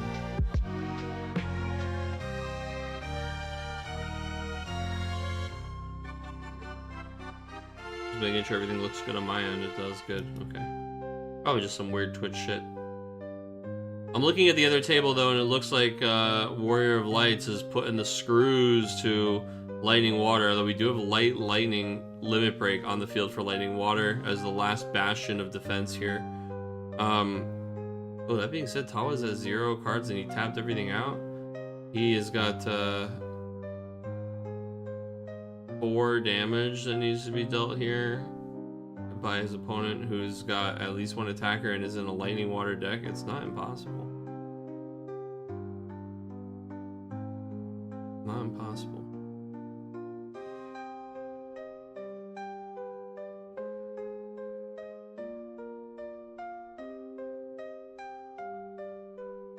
I think it was just on your end. Well, there you go. Like I said, at least you got you had a fix.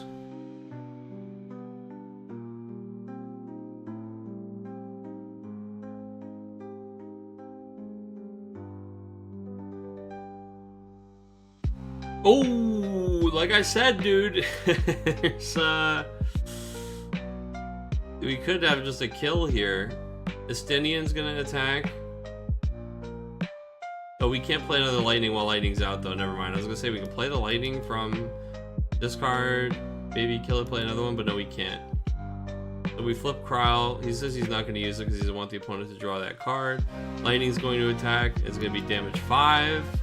I'm just giving you guys the play-by-play because I'm watching the other game. I don't have the picture-in-picture yet. Yeah, Key basically threw down an Astidian and a Lightning, but didn't have enough to, like, throw any more hasty attackers down. It passes, only dealing 5 damage. That's how I think Warrior Light's just going to take that one on the crackback. So, well fought by Key. But, looks like this is going to be our finals after all that we are watching here right now. Wall 7 has been, Alright, so we did have the back and forth we thought we were going to have. Last time we had, Gilgamesh FFBE, we dulled it to attack. Interesting. Did not have the light special. Went to Don't Freeze the Ferris. Then Amaterasu is going to hit the Gilgamesh, which kills him. Attacked with Warrior of Light. We took it. And then we pass. Okay, now here we are. Playing a Clive. Removing a Warrior Light from the game. Now we can prime this Clive. Again, it's just as expensive as the other guy when you get the card back from the draw. So we're going to play this. We're going to...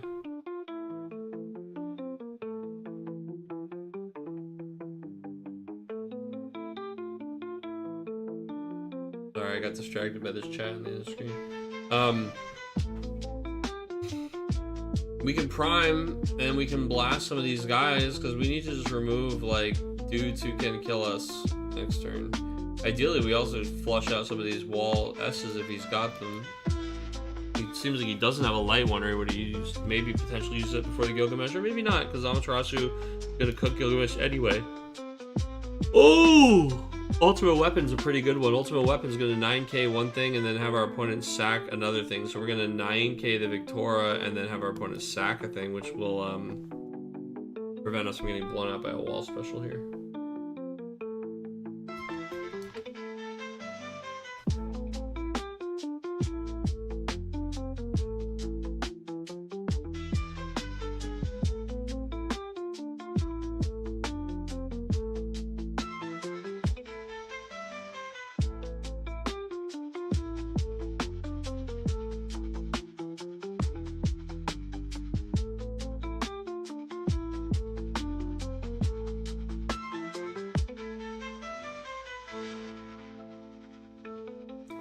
Okay.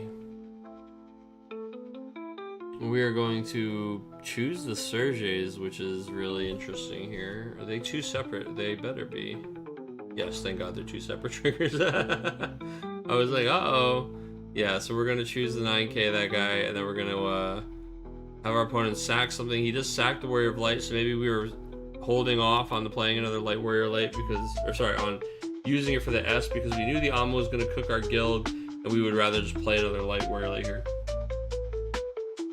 I'm pretty sure we know there's one in his hand. I think he went to use it and then undid it or something earlier. I don't know why that's sticking out in my head. Maybe that was a different game.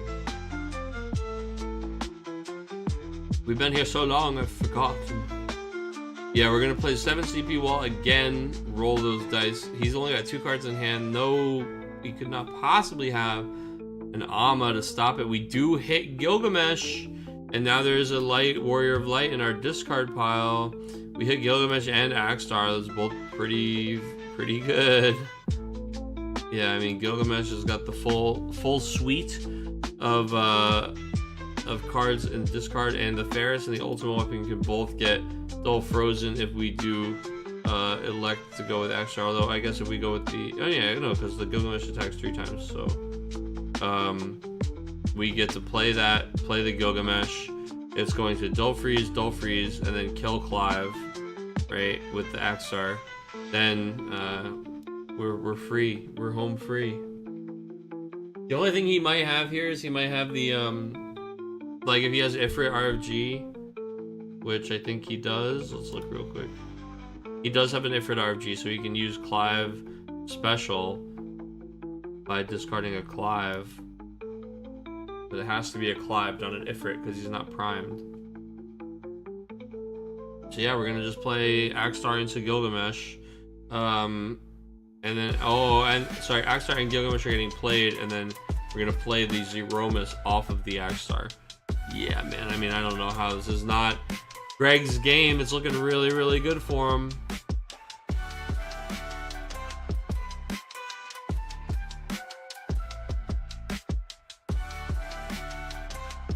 And then the Axstar shoot, right? He's got a 9k somebody. Yeah, the Clive is dead. There we go. Then we go to combat. We attack with Gilgamesh once and freeze the Leo. Twice, thrice. GG.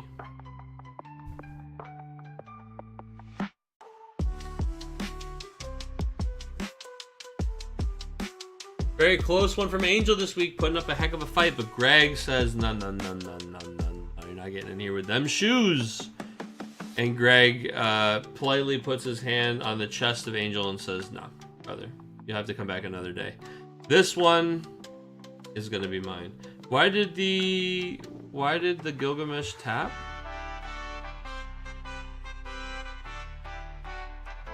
Oh shit. When he played the Clive, he removed the 4-color Warrior of Light from the game. Oh, I missed that. I can't really show you.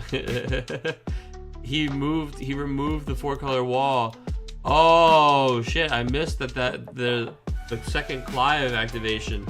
So I was like, Gilgamesh has got all the colors he needs because the light wall is in there now, but no, because the Warrior of Light was removed, we're missing 3 colors. We don't have water, earth, oh no, sorry, fire is definitely here. We don't have water, earth, or wind in the discard pile. Oh man. Oh, we do have earth from White Tiger. Water and wind are missing. Damn.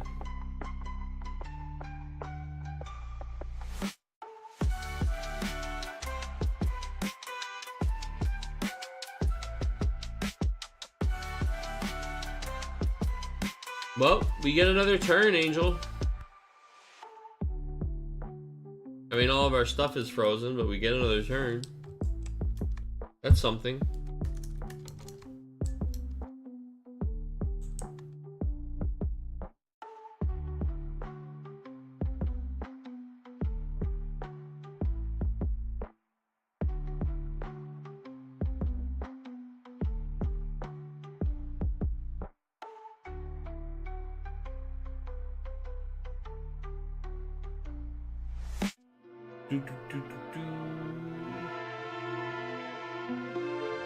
Man, I thought that was it for sure. Now we're kind of just riding this one out.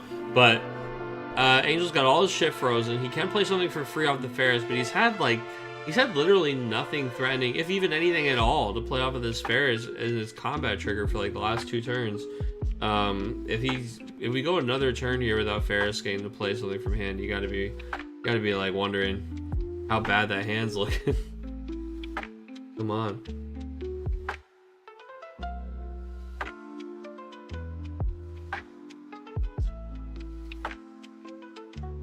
Angel's going through the lines, man, trying to think about what he's got left. He's got 3 cards left in Limit Break. I guess you could like Vincent out of there.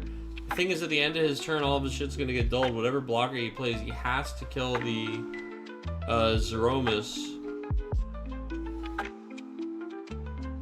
Man, he's got 3 must kills on the other side of the table. He's got to kill the Zeromus. Then the Gilgamesh will just attack and dull freeze his blocker. He's got to kill that. And then, oh wait, Axstar will just attack and kill his blocker. He's got to kill that. Also, my man can just probably Sergei's Limit Break, because Victoria is the thing that's frozen there right next to Warrior Light, right? Probably got another Sergei's Limit Break, just dull that shit out of the way. Coming for the dub.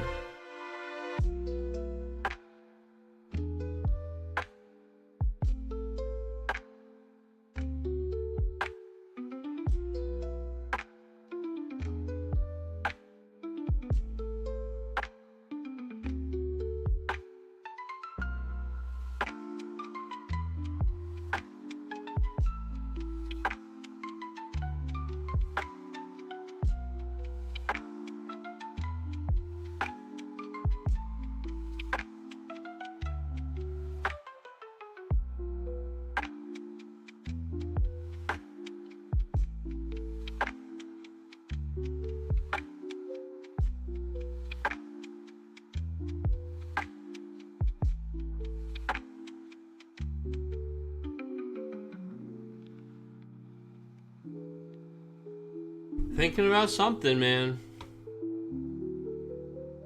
The thing is, like, these turns, the fact that they're playing them so slow means they've got nothing. It means they've just got a really shit hand.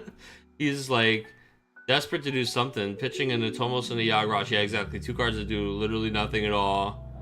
5 CP. We're going into the limit break deck here, maybe? Is this going to be the Vincent? Yeah, Vincent's got to kill the Zeromas. You have no choice unless you can, like, Kukulane it or something here. Princess Goblin's going to be the thing we sack. Not even sure what he wants in 9k. It's just such a bad position, man. It's such a bad position.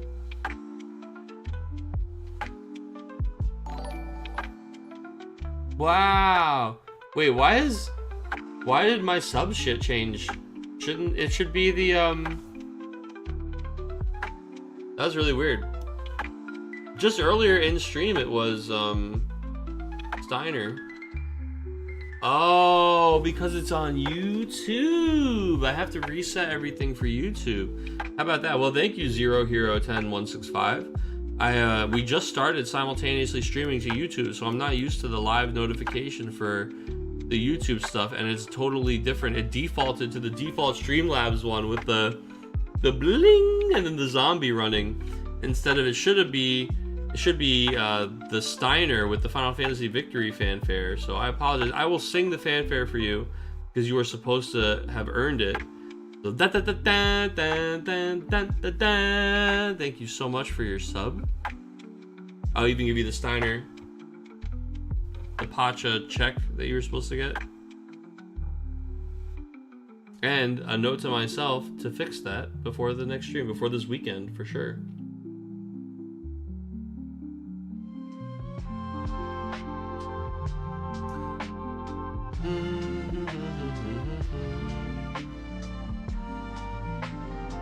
Dulling the Moody, dulling the Paladin. Oh, we've got our desperate prayer here. We did actually use Vincent to cook the... Wait, we must have Kukulane or something. Hold on, how did we not dull our guys at the end of the turn?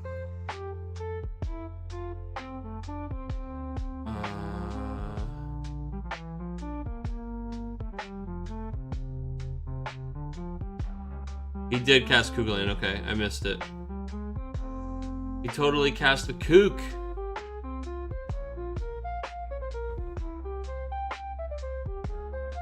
So we talked about that even in that turn. We were like, man, he has to like Kukulane it or something. So he torches the Gilgamesh, Kukulanes the Zeromus. So he's still in there. Unfortunately, yeah. We Refia out the Shulk, which is kind of gross. Oh, Blood Otaku Z as well. Thank you so much. Again, I apologize for the default Streamlabs notification. I have to update everything for YouTube. However, you as well have earned yourself the fanfare that is supposed to play. So I will sing it for you as well. I even give you a little drum roll at the entrance there. And that is the 7th point of damage, the Goblin. Yeah, I think pretty easy to find your way to some 3-drops. We were out of them in the limit break deck, but we got there the clever way with the Refia into the Shulk. Very interesting. Enough to make Axstar clear the blocker, and we get in there for a clean 7-0. Congratulations to Greg this week, stomping all 3 of his rounds. No need for a tiebreaker, so that means that is it for us tonight, folks. There's all 3 rounds in the bag. Congratulations to Greg for taking it this week with Warrior of Light, Wall 7. Not even going the crystal...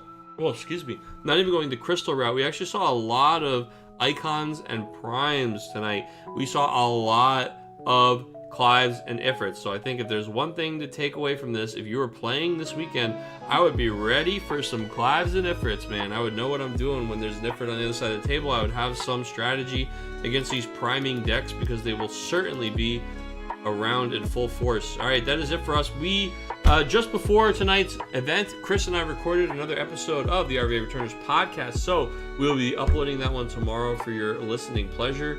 You will have something to listen to on your way to Raleigh if you are coming this weekend, or to get yourself ready to watch along from home.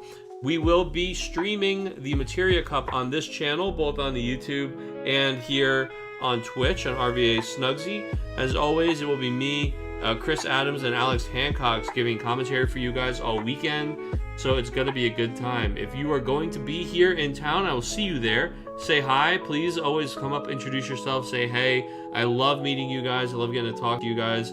I love getting to put faces to names. Or, you know, just seeing friends I haven't seen in a long time. So it'll be a pleasure. But that's all I've got, guys. So until next time, take